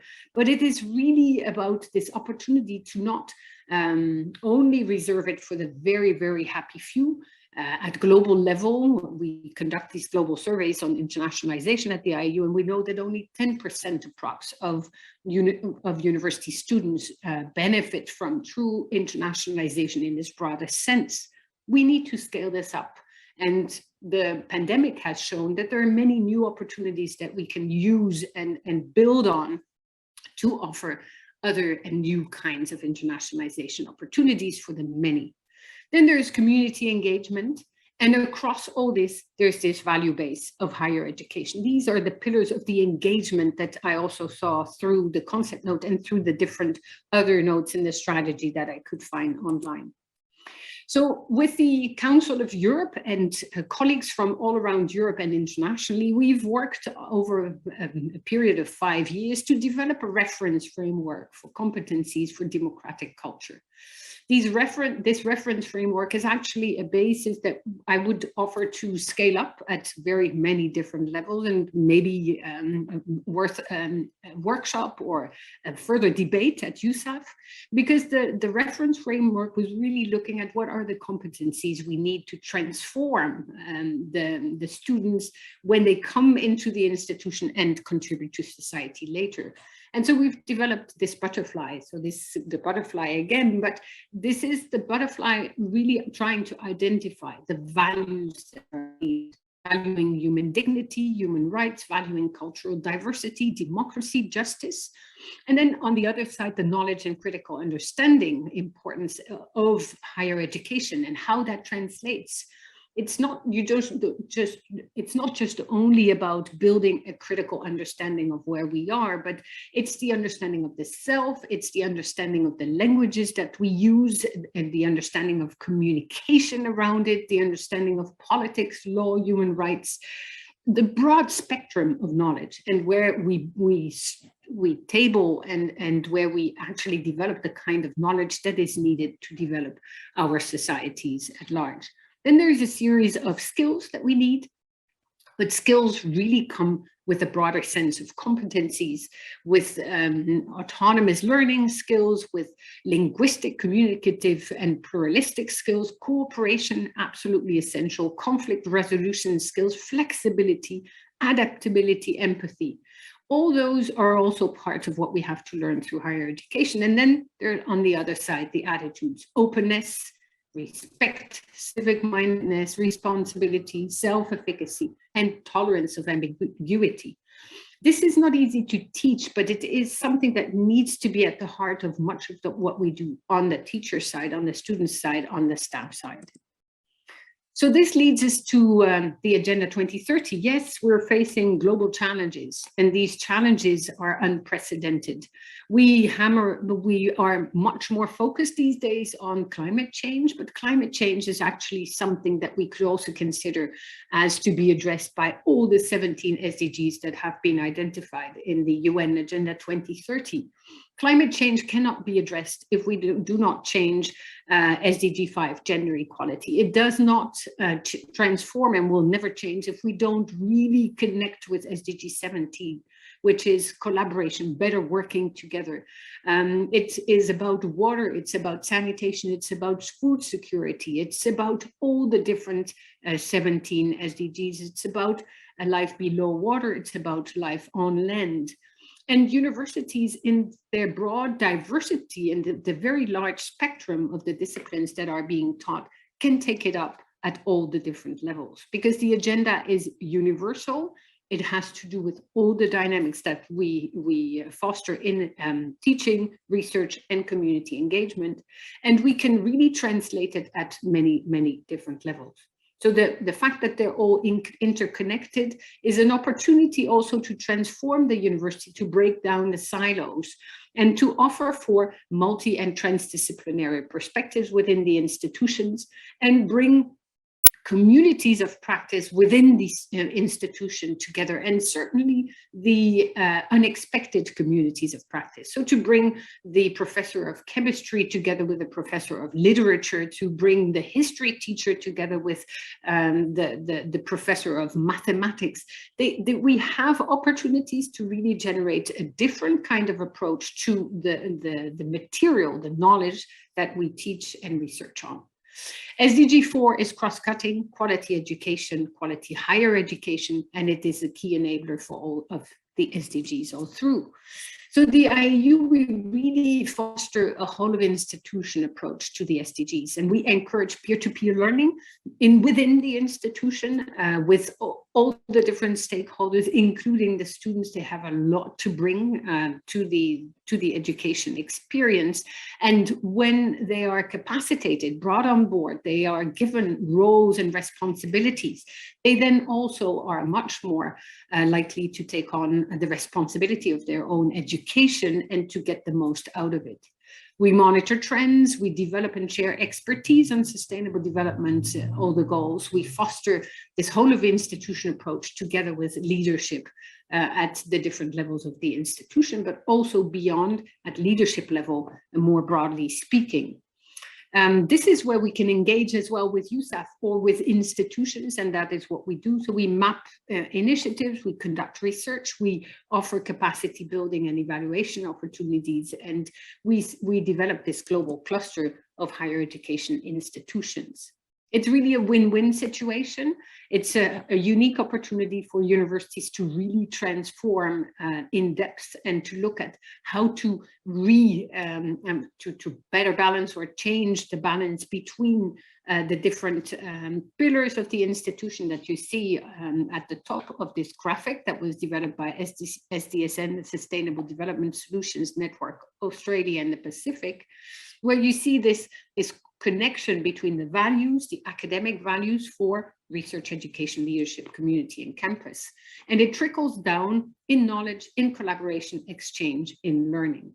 So the SDGs are really a basis, something that universities can engage with, and where they can find the different ways that they can actually pick up in terms of reorienting, reorganizing the kind of education that is being offered by the different universities. It is a unique opportunity to also link the different stakeholders within, to link the students, the staff, the professors, the researchers, around topics that are meaningful and for society and for the institution and for society at large. So it's a continuous, flexible connection between the different dynamics within an institution. So at the IAU, we've built this global cluster on higher education and research for sustainable development, where we've decided to initially in 2018 invite institutions from around the world to take the lead on any of the SDGs. So it was a voluntary process where universities in all parts of the world, and where you see the different little vignettes, that is where a university has taken the lead on any of those. For instance, SDG 2 is a university in Colombia, SDG 12 is in Canada, SDG 8 is in Sweden, SDG 16 is in Ghana. And we've really looked at an opportunity for very diverse universities to take the lead. Not the highest ranked, not the best in whichever table, but the universities who really wanted to make a difference. Around them, we've invited them to create and co-create other networks of knowledge and practice around these SDGs, and to build bridges between them across the globe. So every time they were invited to create subclusters that would bring together universities from all 5 continents at least, and build up to 20 universities around them to develop capacity, better understanding of the goals, and how to work on them with the different stakeholders that I've already been highlighting before. So this, and then the connection is the IAU, and we bring them all together on a regular basis to also then connect between SDG 13, University of the West Indies, and 14, Life Below Water, the University of Bergen in Norway, and to connect them in a way that will transform the perception of what we can do and how the university can transform to actually address the global goals that we all face. So here we get back to what the minister, but also Professor Muthwa called for in the beginning, and Ahmed Bawa, this partnership building, this need for a new culture of collaboration for the future. And the SDGs are a basis, and the Agenda 2030 offer that basis for this transformation. So I would be pleased to expand on that maybe later. So higher education today in 2021, what's the vision that we would have? We need high quality, value-based higher and further education. And they are essential to make progress towards Agenda 2030 and to revert that trend that you were alluding to, Professor Pakeng, in the beginning. Are we the cause of the many inequalities that are rising everywhere around the world? Are we the cause of many of the societal problems that we face? We have to revert that, and we can, and the higher education institutions are those best placed to do so. So the SDGs are connected. We need to focus on all, not stop at 4 or 13 for climate action, but really look at all and bring on board all our different faculties and the different research areas that we have, because they can be connected in unbelievably nice ways inside the institution, inside the country, and at global level. So teaching, research, community engagement, and advocacy, they come together to build this whole of institution and whole of system or whole of sector approach that is so much needed to transform the world in which we live. So partnerships are key. We need South-South cooperation, South-North or North-South, and we need fair and equal cooperation in order to develop the kind of transdisciplinary approaches to the challenges that we face. And I will, and this slide was underlining the fact that the governments have to play a very important role. I heard the minister say before that there are a series of interventions that are currently taking place in the South African higher education system. And it would be very interesting to learn more about how these interventions are being created and co-created and crafted together with the sector in order for them to be as meaningful as possible to transform the system in resonance with the capacities of all the stakeholders within the institution and their ability to transform into something that is much more needed into the future. So the opportunities that are there I will go back to the slide that I had at the beginning. We need to improve the learning of what we know. What do we know, and what are the limits of our knowledge and understanding of the world, and can we grasp it all? Because there is a lot that is out there. There are a lot of challenges as well. There is a lot of uncertainty, a lot of fear for the future as well. So we need to develop the kind of learning that will also offer the opportunity to see some light at the end of the tunnel, to instill hope, and to offer the opportunity to co-create something better, to stop and think, and to learn how to do things better, to live together in a different way, and to be the kind of change agents that are so much needed for the future. So who owns the universities? I would say everyone. We own it together, and we must construct a better university for the future in order to better face the grand challenges that are those that suffocate the planet, as Ahmed Bawa said. I will quote you a few times, really struck by that. And I think that those strategy groups that you've created within USAF on teaching and learning, innovation, transformation, the world of work could be scaled up and shared as an example with countries around South Africa, on the continent, but certainly way beyond, in Europe, in Latin America, in North America, in Asia. And this scaling up could lead to the development of the roadmap that UNESCO will be developing in the coming months for the World Higher Education Conference to take place in May. So we need to also all keep that in mind and contribute to that dialogue in order for us all to look at the kind of roadmap that is needed for the future. And the scaling up, I will just make one connection to the work of the IAU. I would invite you to maybe look at the book that was just published, The Promise of Higher Education, respond to it, and maybe let's expand it and rethink it for a next edition. And also think about taking part in the IAU 2022 general conference that will have the same topic as yours almost. It is relevance and value of higher education. And we as well will certainly look much more closely at what is an engaged university for today and tomorrow. I'll leave it at this. Thank you. Thank you very much, Professor van der Lant.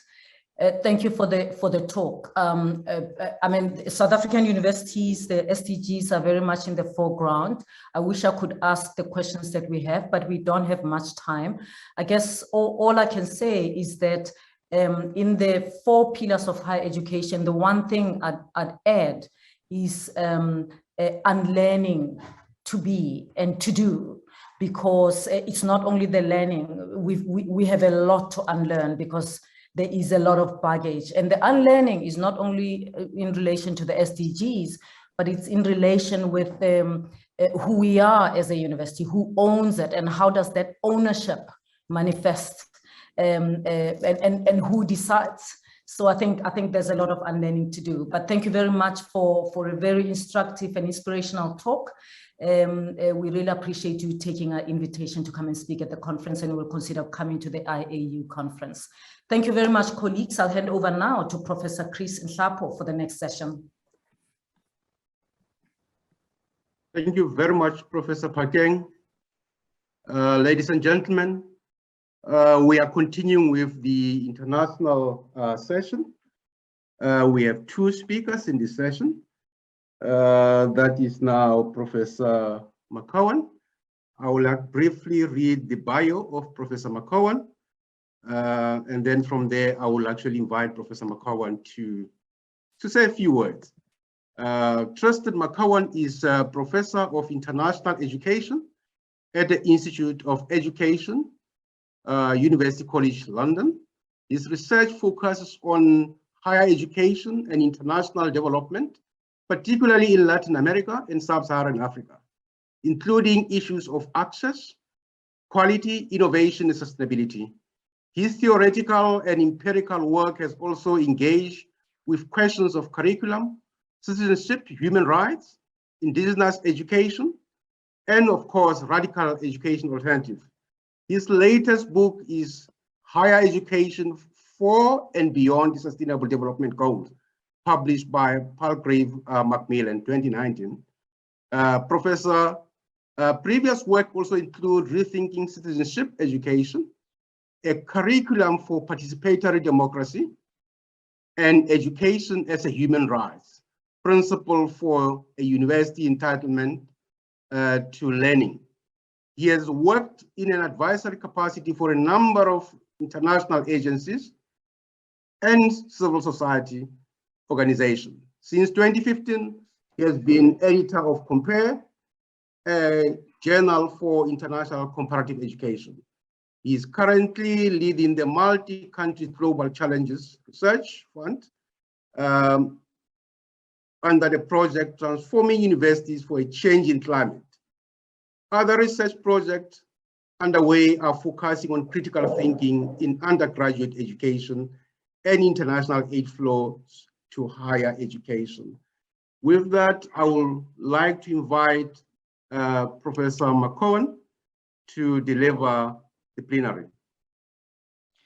Thank you very much for that kind introduction, Chair, and to all of the hosts and distinguished speakers and the huge number of people attending this important event. Important because of the people it brings together in South Africa and beyond, but also because the absolutely crucial theme, as I think all of the speakers have agreed, that is central not only to higher education concerns, but also to the global challenges facing us at this contemporary moment. And I'm going to address the question that Ahmed Bawa raised earlier, that of what is the knowledge project? What are we talking about here? What kind of university is this going to be that we are forging? And in doing that, I'll focus on the idea of the developmental university, which is very similar in many ways to some of the other models that have been mentioned.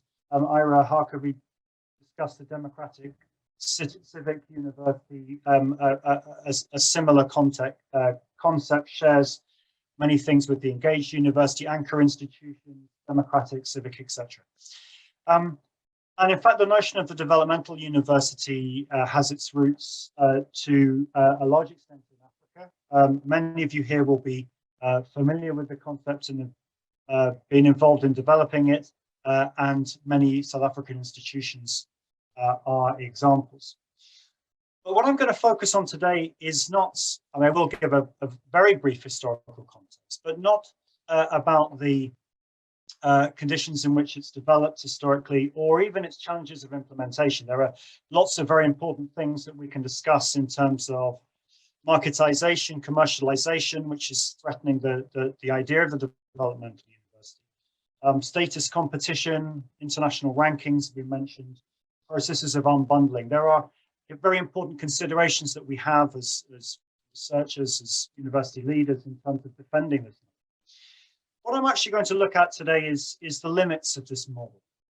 And I'm not doing this with a view to undermining it or questioning its importance. It's absolutely fundamental. In the Hilligje van Land's presentation, in fact, all of the speakers, the focus on the SDGs and the other goals in society, it's absolutely crucial that we have the developmental university. What I want to do by looking at the limits of it are to reflect on how we bring it into being, and how we bring other considerations to bear, ones which are to some extent looking backwards, so not throwing the baby out with the bathwater, with keeping in mind some of the value of the traditional university, but also with an openness to the future and some of the contemporary social movements, student movements, which are bringing new demands on universities. And of course, I don't need to say that South Africa has been pivotal in those movements around decolonization. How then do we think about the developmental university and its limits in those lights? And the Honourable Minister mentioned the climate crisis, the limits of economic growth. All these form part of the backdrop of what I'm going to say. I won't give an outline of the challenges facing us in the limited time available. The book that was mentioned before, that these ideas largely come from, was focusing on the SDGs specifically. But I think these are broader reflections about the role of universities in society that can address many of the social justice, equality concerns that we have in society. So I will start by what might be quite a crude assessment of different university models with some historical validity, but only in a very broad way. And there are many different categorizations, and we saw in Ira Harkavy's talk a slightly different typology, and not for a moment suggesting this is the only valid one, but it's a way of teasing out some of the key characteristics. And it's important to highlight here that these examples are taken from the largely European tradition of higher education, which is just one of many historical higher education traditions around the world. Also in different parts of Asia, in Africa and the Americas, there are distinct traditions of higher learning. And as I'll argue later on, one of the key things that we need to do in thinking about the developmental university is to keep an openness to those diverse traditions and new diversity of higher education traditions that can and should develop. So we have the medieval model of university, which is largely one of community of students, community of scholars engaging in critical interpretation of authoritative texts, with a notion of an intrinsic valuing of knowledge.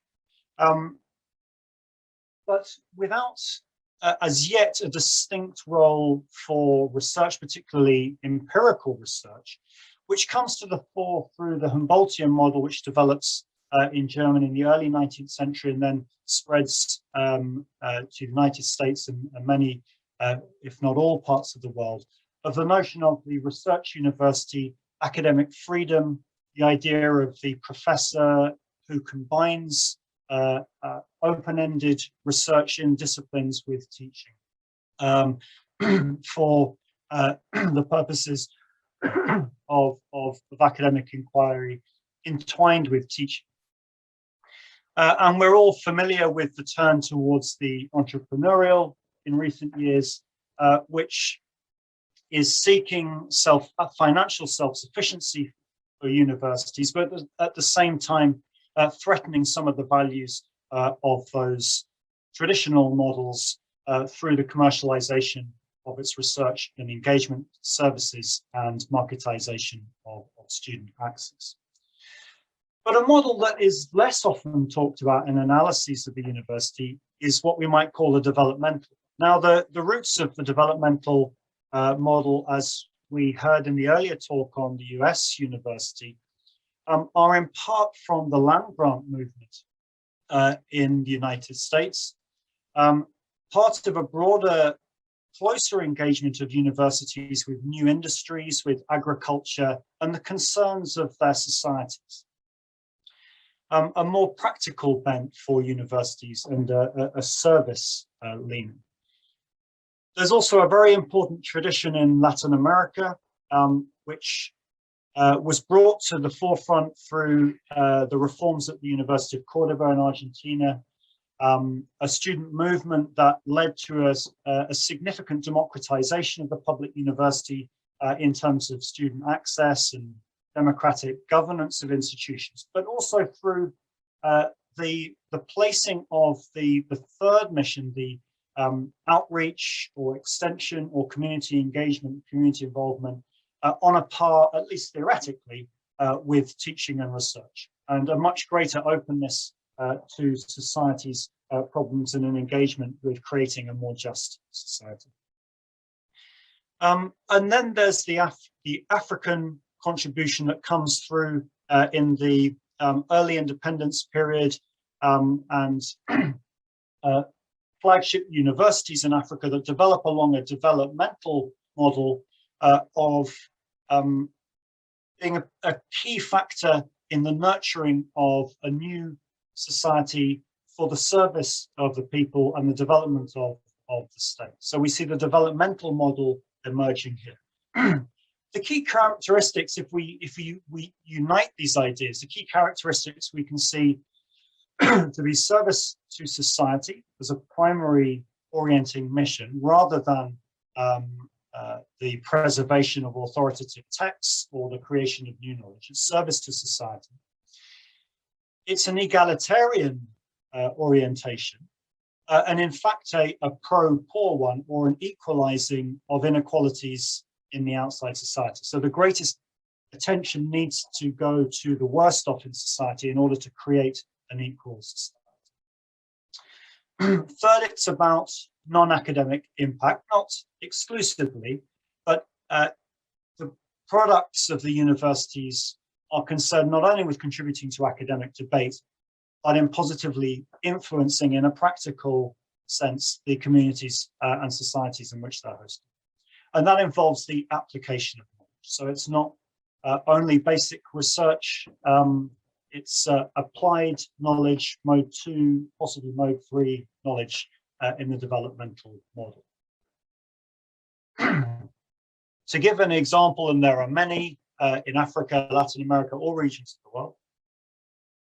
This is one that I've been lucky enough to be involved in over the years, the University for Development Studies in northern Ghana, located in an area which was very poorly served by higher education institutions, with an explicitly pro-poor focus about expanding access, but not only about creating a new model of higher education institution that can support the development in its region, research and scholarship that's applied to local issues, and some innovative features such as community placements of students.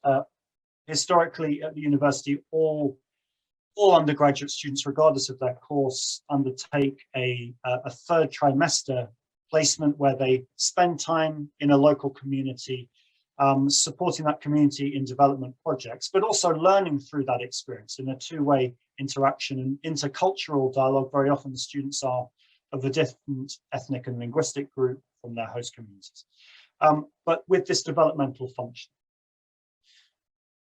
Now, we could spend the entire discussion on the challenges of these models, and certainly UDS, as many of you will be aware, encounters significant problems, as all developmental universities have in Africa and other regions, around maintaining funding, essential to have public funding for these experiences, and also what you might think of as a centripetal pull or mission creep, a reverting of what were originally intended to be universities with a distinct mission back to being conventional academic institutions through various mechanisms that have been analysed at length in the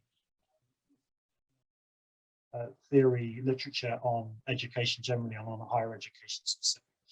So it's hard for these institutions to maintain their existence, but there are many that do so in inspiring ways.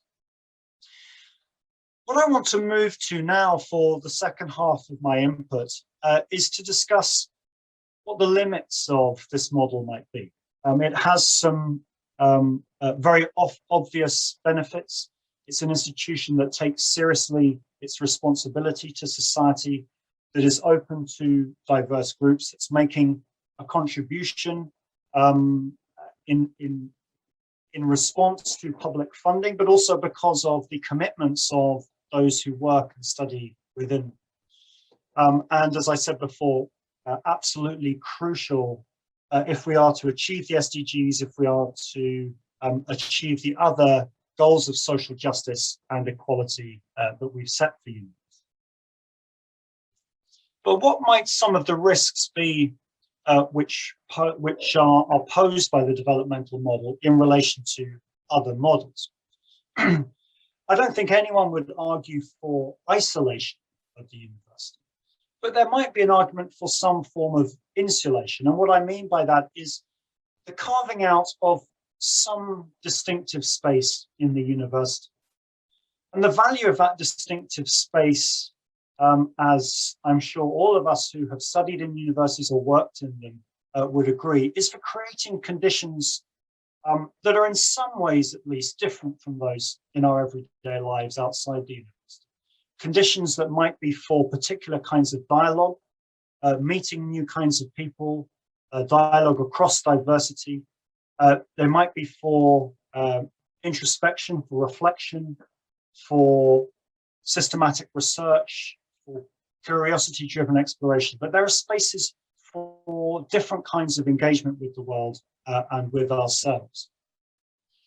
And I think here we need to think about some of the elements of, in the European tradition, and with many other examples in the other traditions around the world, Mesoamerica, the Indian tradition and so forth, as I've mentioned, of the ideas of community, and also the notion of the intrinsic value of human inquiry, ideas of academic freedom which are upheld in the Humboldtian idea of the university, and to maintain the basic and curiosity-driven research, which is essential to hold in play alongside the applied non-academic research, which we also need to solve these challenges. In many of our countries, and I work in the UK, and the UK has been an example of this, impact has become an important buzzword in recent years. As in the developmental model, this has been very well motivated. It's crucial that universities have social and economic impact. And we've heard in the earlier talks today the various reasons why this impact is important and expected. Certain measures have been taken in the context in which I work in the UK. Now 25% of quality research funding, so that's the those are the funds that are given directly to institutions, not as distinct from the competitively bid funding. But 25% of the non-conditional funding now goes to impact through the production of case studies from universities. And through competitive bidding, also impact is a crucial aspect of proposals that are made. We're also seeing the development of impact rankings. The Times Higher Education, as I'm sure many of you will be familiar with, produces now an impact ranking that's based on some of the SDGs. And I support these initiatives. I think they are very important because at the moment they are being held in balance with the traditional academic ideas of curiosity-driven research. But there are some aspects of impact that we need to be careful of, and which start to creep if impact becomes the only thing that we're concerned with. The first is that it's usually proposed as a linear relationship, that benefit develops within the university and then expands to contexts outside of the university in a simple linear cause and effect chain. I think empirically this is incorrect because of the complex and multiple interactions between universities and society. Academic impact research is very often shared between many universities, many academics, with communities across history. It's very hard to claim ownership of that.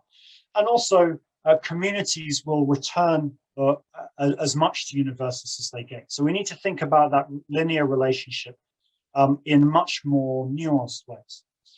The second is the question of unpredictability.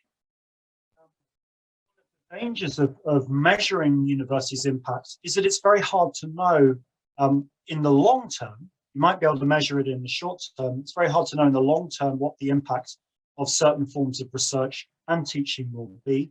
Many of the most profound and important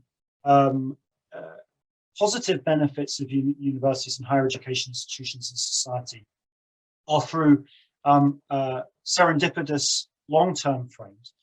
And while it would be dangerous only to look to these kinds of benefits of universities, we mustn't dismiss them out of hand in favour of easily measurable short-term impacts. And that's what that brings me to the third point about measurement. We have to be careful of the tail wagging the dog, as it is sometimes put in critiques of assessment in education.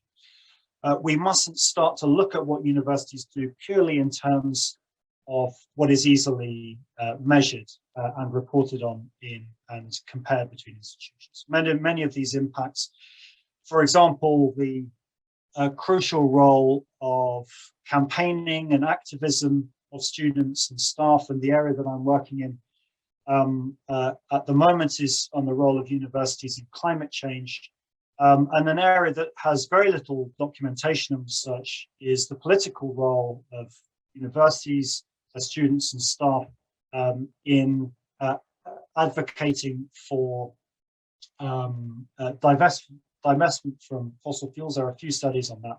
Broader engagements in the public sphere, engagement with the contestation around climate denial, so forth. And these are very hard things to research and measure, but nevertheless are ones that we need to bear in mind.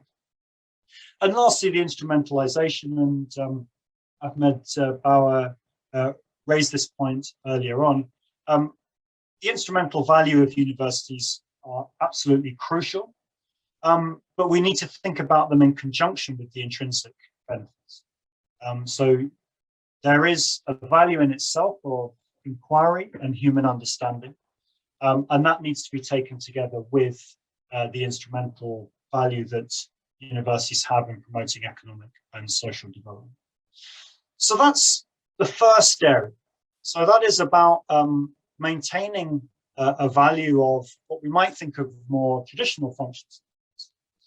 But the second area of attention is what we might think of as post-development considerations. So the developmental university has close links to state. It has a sense of what development is, very often a unitary sense, and it provides a movement in that direction through the conventional functions of a university institution. And there have been many challenges both to the notion of the conventional notions of development, but also to the fabric of institutions, and ones that we need to take extremely seriously.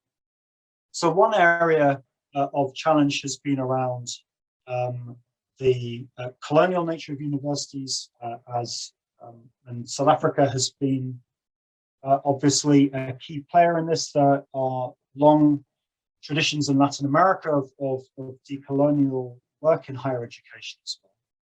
And the goal here would be the development of what Boaventura de Sousa Santos calls an ecology of knowledges, the creation of a university that represents different cultures and knowledge traditions, and also places it in dialogue with mainstream academic knowledge, and allows for respect for all of those different forms of knowledge tradition within the university.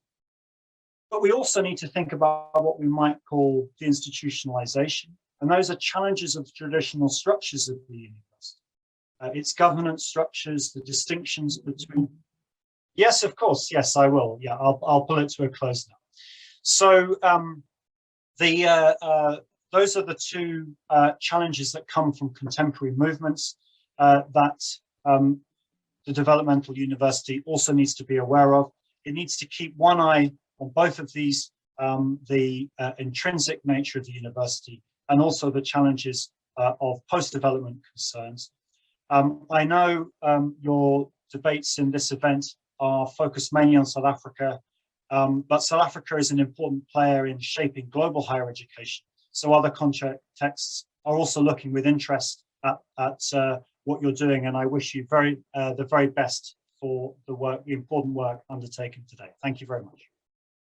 Thank you very much, Professor McCowan, for the very inspiring presentation, especially from the comparative perspective that I would like, maybe because of time, let me just ask you one particular question. You touch, when you're talking about the model, you touch on the issue of education as a right, particularly with that movement in Cordoba 1918. We had a similar challenge in South Africa with free education not so long. I just wanted to hear your comment around the whole aspect of education as a human right and the universal entitlement. How can we best deal with that as a system? Thanks, yeah, for a very important question. So I do see higher education as a right, but as part of a right to lifelong education. So I think we need to think of higher education as part of a portfolio of different educational options that should be available to adults of different types, some of which might be workplace, some of which might be cultural. I don't think it's essential for every person in society to go to what we might think of as a conventional university. But I think that option needs to be open to every person in society. And I think that there should not be financial barriers on that either. I think we need to think about all of those educational options being available without those barriers to all people in society. So we can have a vibrant educational environment in which all people can engage. And as has happened in the past, we don't exclude certain people from the benefits of higher education, thinking both of the intrinsic ones that I've mentioned and the instrumental ones, but also, of course, the positional benefits. As we know, distribution of employment and financial opportunities in society also closely linked. So we need to think about all three of those. Colleagues, I propose that we move to the next speaker, who is Professor Laura Pereira. Prof, can you come in? I want to introduce you. I'm here. Thank you so much. Professor Laura Pereira is the Exaro Research Chair at the Global Change Institute at Wits and a researcher at the Stockholm Resilience Center. Laura is an interdisciplinary sustainability scientist, having been trained in ecology, law, zoology, human geography as well. Following her undergraduate at Wits, she went on to complete her DPhil in geography at Oxford University in 2012, before undertaking postdocs in sustainability science at Harvard's Kennedy School and under the bioeconomy chair at the University of Cape Town. She has subsequently worked at Stellenbosch University, City University of London, and Utrecht University. She is interested in interface between traditional knowledge and innovation, the role of future techniques in enabling transformative changes and developing innovative methods for knowledge co-production in the Global South context. Laura was nominated to sit on the Intergovernmental Science Policy Platform for Biodiversity and Ecosystem Services.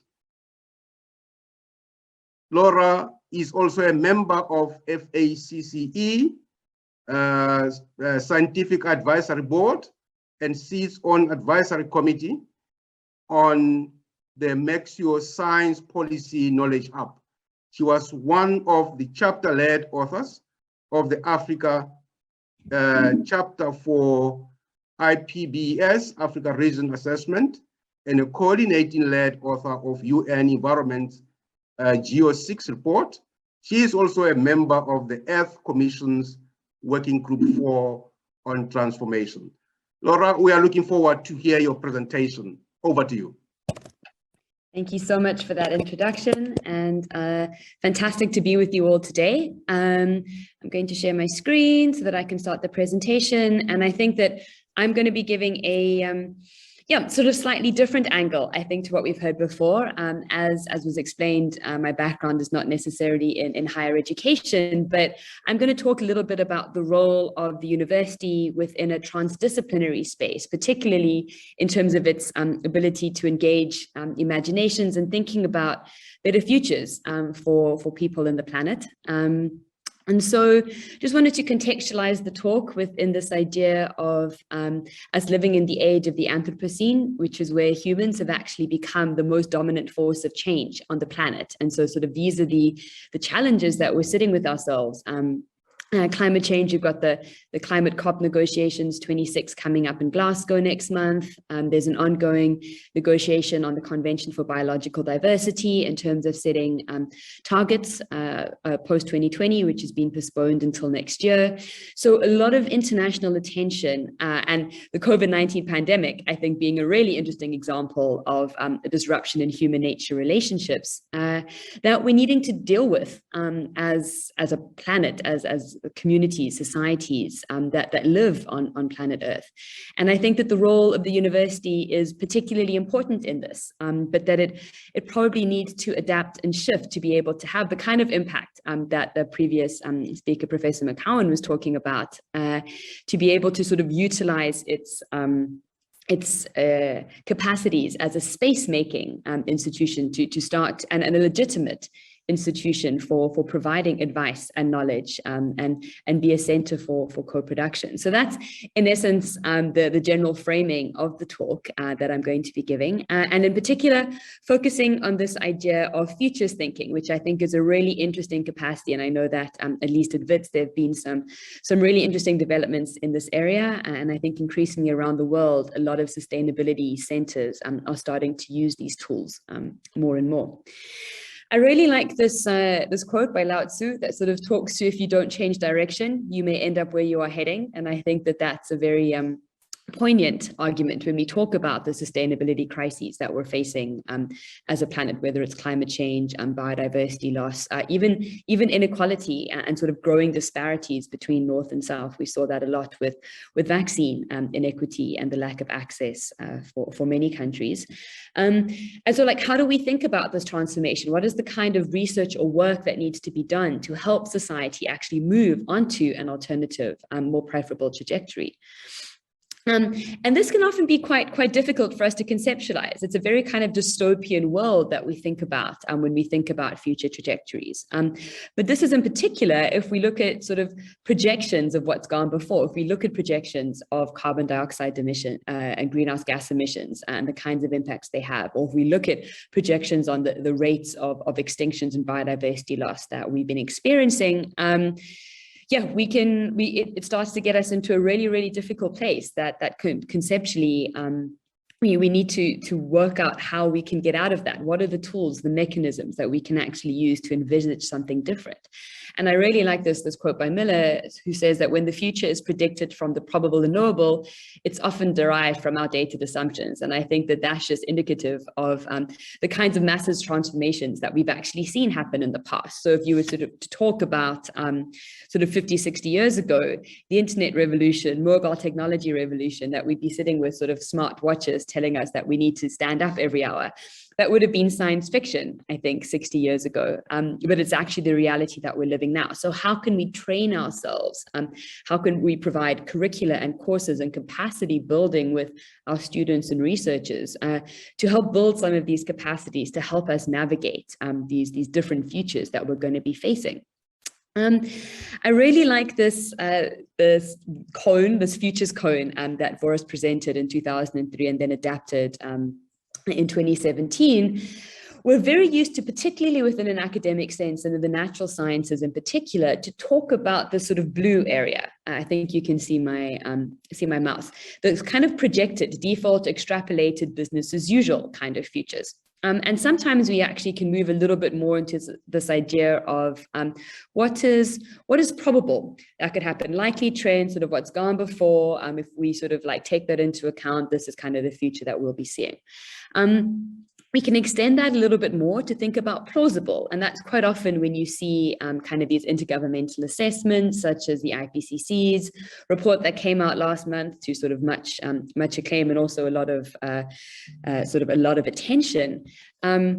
Is about sort of what could happen, what's plausible. But we also know that sort of what my idea of plausible is very different potentially to what what your idea of plausible is. And so there's a subjectivity that we don't really take into account very often when we think about the future in these very sort of programmatic terms. But if we start opening up to sort of this idea of what might happen, the possible future, or even the preposterous future, again, sort of looking at the internet as a preposterous future from 60 years ago, or even being able to get onto the moon 100 years ago would have seemed preposterous. You know, these are the kinds of futures or discussions that we need to be having if we're going to be able to navigate sort of into the 21st century and beyond, both as academics, but also just as citizens. And so I would argue that there needs to be a little bit more, or quite a lot more investment actually from the university sector, in particular kinds of research areas. And again, I'm focusing here on futures, but I think it could be applied quite broadly to the sort of transdisciplinary research that is done not just between different disciplines, but with sort of actors beyond just academia. And this idea of participatory futures is a really interesting idea and Roy Benjamin's sort of quote here about, remember to imagine and craft the worlds you cannot live without, just as you dismantle the ones you cannot live within. And there's a heuristic here, the Three Horizons framework, that's really good at allowing us to do that, to bring a set of stakeholders together, for them to sort of look at that green line, that third horizon, sort of visioning in the future, what is the system that we want to be dominant? And then sort of unpacking the red line of the business as usual, sort of what is the current system that we want to have decline in order for us to move towards these more preferable futures. So there's participatory research that we need to be involved a lot more in. There's also this idea of getting out of our ivory towers and sort of recognizing that there are multiple knowledges that are important out there, sort of not just a sort of a Western positivist scientific idea of knowledge. And I'm sure that there have been a lot of discussions around that. But this idea of knowledge co-production, of working together with people is really important, but also that we're not trying to sort of integrate all of these knowledges, but sort of recognize them as they weave together in this image from Maria Tengo et al.'s 2014 paper in Ambio that sort of recognizes that all of these knowledges are actually equal, and that we can't sort of reach consensus on this because there are historical power dynamics that bias particular knowledge systems over others. And so we need to sort of come up with a different way to actually kind of validate these and sort of cross-fertilize between them without losing what makes each of them quite particular. And I think that that's another important capacity that we need to be building within the research sector. And then this has been a really poignant discussion in South Africa, and I think increasingly on the continent and around the world, is this idea of decoloniality and decolonial futures, and sort of starting to tell narratives from different parts of the world with different people's sort of backgrounds and ways of being and experiencing sort of being really brought to the fore. And there's this really great quote from Mbembe Natal in 2004, which talks about Africa being absent from the future. And actually, in most cases, it lands up being the failed and complete example of something else. Like, how can we build these alternatives? How can we actually put African futurism and sort of African stories about the future and where we want to go as a continent or as a country in South Africa, or even just as a city in Johannesburg, where I'm from, and really get these into the international stage so that sort of the global community is engaged with them in a way that sort of we have to be engaged with a lot of the dominant stories that are told to us. So I think that there's another important capacity that we need to be building here. And so, yeah, just to sort of start wrapping up, Alex Evans talks to the idea that stories are powerful things. They create our reality as much as they explain it. And then goes on to say that, you know, if the stories we keep telling ourselves are about these dystopian sort of ideas of collapse into the future, that's likely what we're going to perpetuate. But if we're able to start crafting our imagination to tell ourselves stories of how we actually started to get things right, we're then able to have a point towards which we want to start navigating. And I think that that's an important component that we need to think about as academia when we are teaching our students, when we are engaging in research, that these stories are extremely powerful.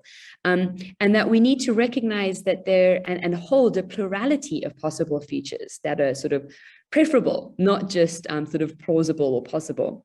And there are a variety of discussions that are happening at the moment. The left-hand side, this is just a paper that was published looking at these multiple intersecting branching pathways to get us to some of the preferable futures based on some new tools that have been developed. On the right-hand side is the Nature Futures Framework, which the IPES Task Force on Scenarios and Models has been developing to really engage a broad sector of society from the global level all the way down to local levels to talk about what their value preferences are in terms of human nature relationships, and to be able to hold this diversity, this plurality, and still be able to have an engaged discussion about what are the targets we need to set around biodiversity conservation, around people's ability to access nature's contributions to people. And so sort of building up these kinds of tools that work in these diverse environments that understand plurality at the core is, I would say, a really important area that research needs to be focusing on. And the university kind of sits as a home to hold these conversations and to really create a space for bringing these different perspectives together. And focusing on the imagination, which is just a capacity that I think we don't really use all that much, particularly I would say in the natural sort of biophysical sciences, maybe also largely in the social sciences, even engineering, but sort of knowledge is empty without imagination, sort of as Ben Okri says, and it helps us transcend conventional thinking to envision the kinds of new possibilities that we know we require if we're actually going to navigate onto a better, more sustainable and just trajectory for people and the planet. And it also gives us a capacity to incorporate novelty into the way we think, that it's not about business as usual. We can't continue to do things in the same way, because we're going to be perpetuating the inequalities and the injustices, both to people and to nature, that we're currently perpetuating at a global level. And so we really need to be seeing universities as spaces for cultivating imagination, so that we can start telling ourselves different stories across all of the different disciplines. This is not just an area for literature or the humanities. I think we all need to start working in this space. And you can see it starting to permeate. So this is an editorial from Nature in 2018 that sort of talks about this need to tell science stories, that was based on the Radical Ocean Futures project that was led by Andrew Merry and published in Futures as part of his PhD, which looked at science fiction prototyping as a way to engage new, different stories about the future. And so you can see even the top journals are starting to take note of this. And I think that we need to be following that. And so I just wanted to end with this idea from The Economist, actually already way back in 2011, that sort of spoke to how humans have changed the way that the world works. And now we have to change the way that we think about it too. And I think that the university really needs to be at the forefront of that process and leading on this and creating the kinds of spaces that we need to have this engaged conversation across different sectors of society. So thank you very much. Thank you, Laura. On time, thank you so much. At least you will afford us an opportunity to pose one or two questions from a very interesting presentation, especially around stories of plurality, of plausible future, and preposterous future for that matter. I like that one. But I really wanted to ask a question around these plausible futures. If you can actually share with me, because I've seen some of your work as well, is talking about traditional knowledge as a source of innovation. And perhaps you can also critically reflect on the role of traditional knowledge in social innovation in particular, and how we can actually explore that as a system. Sure, no, with pleasure. So I think, the first thing that needs to be done is to recognize this multiplicity of knowledge systems that are out there, that it's not just kind of science technological innovation or work that comes out of a university that can be seen as innovative.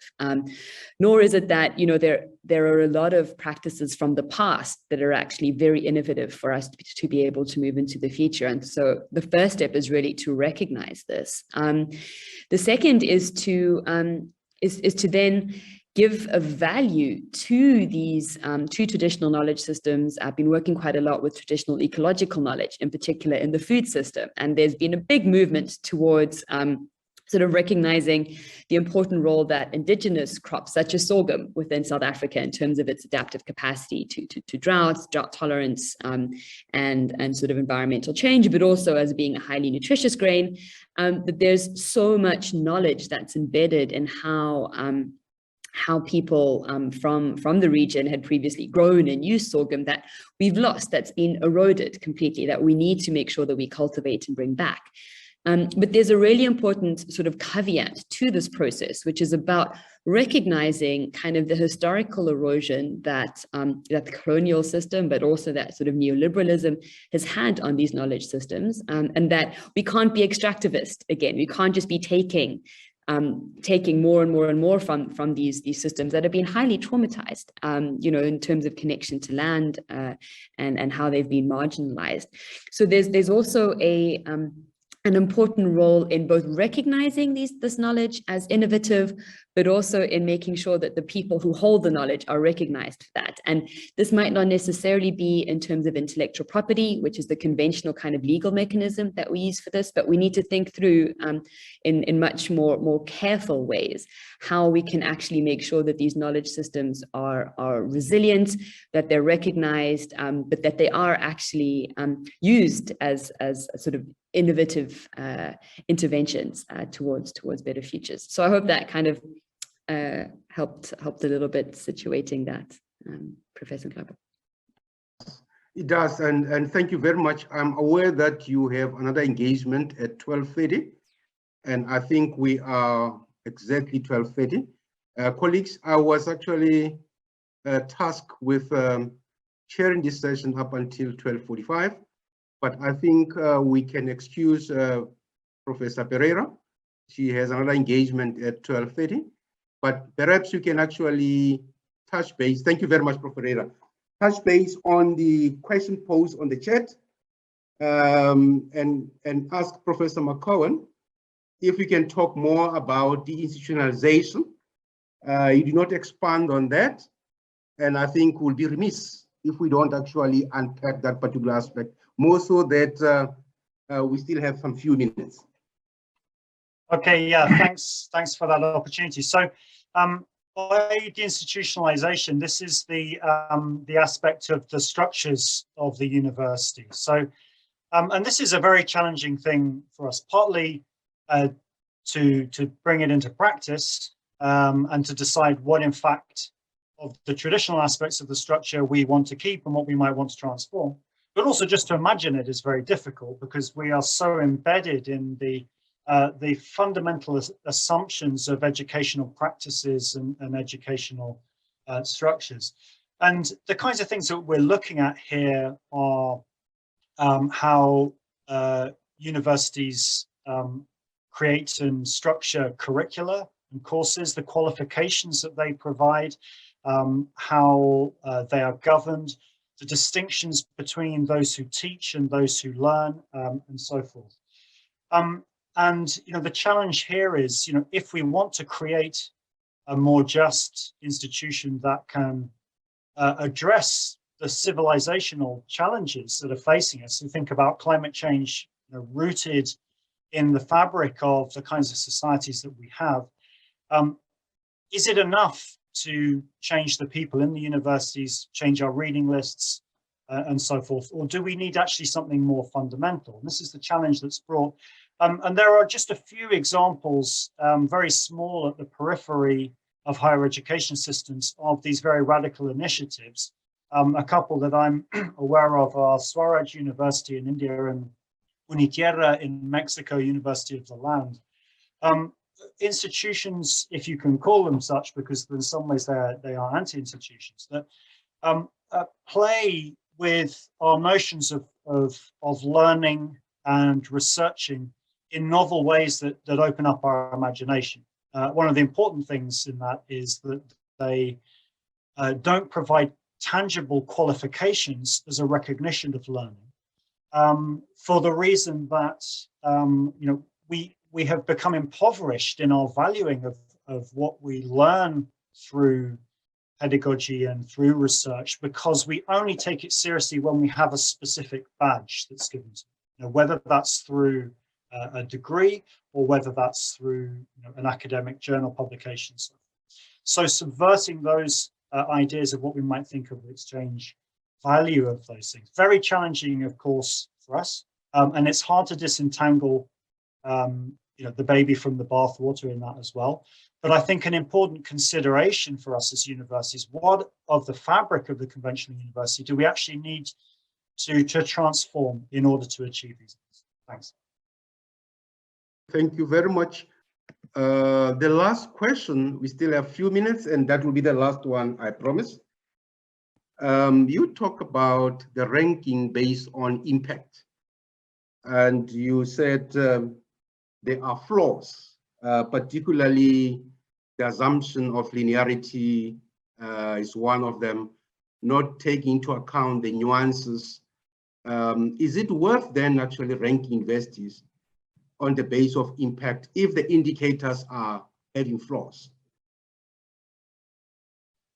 That's a really difficult question to answer. Very good question. I actually think really it's a question about is slightly better worthwhile, or should we just go for best? I mean, I think it's, international rankings aren't going anywhere soon. They're with us to say for the foreseeable future. So my personal view is that it's better to have new rankings than to put our heads in the sand. It's very hard for any kind of ranking to achieve all that we'd like to achieve, because ultimately they foster competition, not cooperation to a large extent. And it's quite hard to provide neat comparisons between institutions, even in the same country, let alone internationally, without being quite reductive in terms of the things that we're measuring. And one of the projects that I've been involved with colleagues from South Africa, in fact, and other countries, was around higher education and the public good, and whether it would be possible to generate indicators of public good that could be comparable across different contexts. And the conclusion that we reached in the project together with many stakeholders is that we need to have some kind of dashboard approach where we can include some quantitative internationally comparable indicators, as well as some aspects that are incommensurable, qualitative aspects, which we may not be able to compare very easily. So I do think it's a good thing that we have things like the impact ranking. It's not perfect, but I applaud their attempt to do something a bit different. I think we need to push it further. We need to create other kinds of ranking and indicator that really challenge some of the fundamental assumptions, and that can keep us moving in the right direction. Thanks. Thank you so very much. Colleagues, ladies and gentlemen, I think we have come to the end of this session. It was part 2 of the international plenary session. And it's my great honor to thank both Professor Laura Pereira as well as Professor Tristan McCowan for their enlightenment. Thank you very much. Thank you. The session is closed.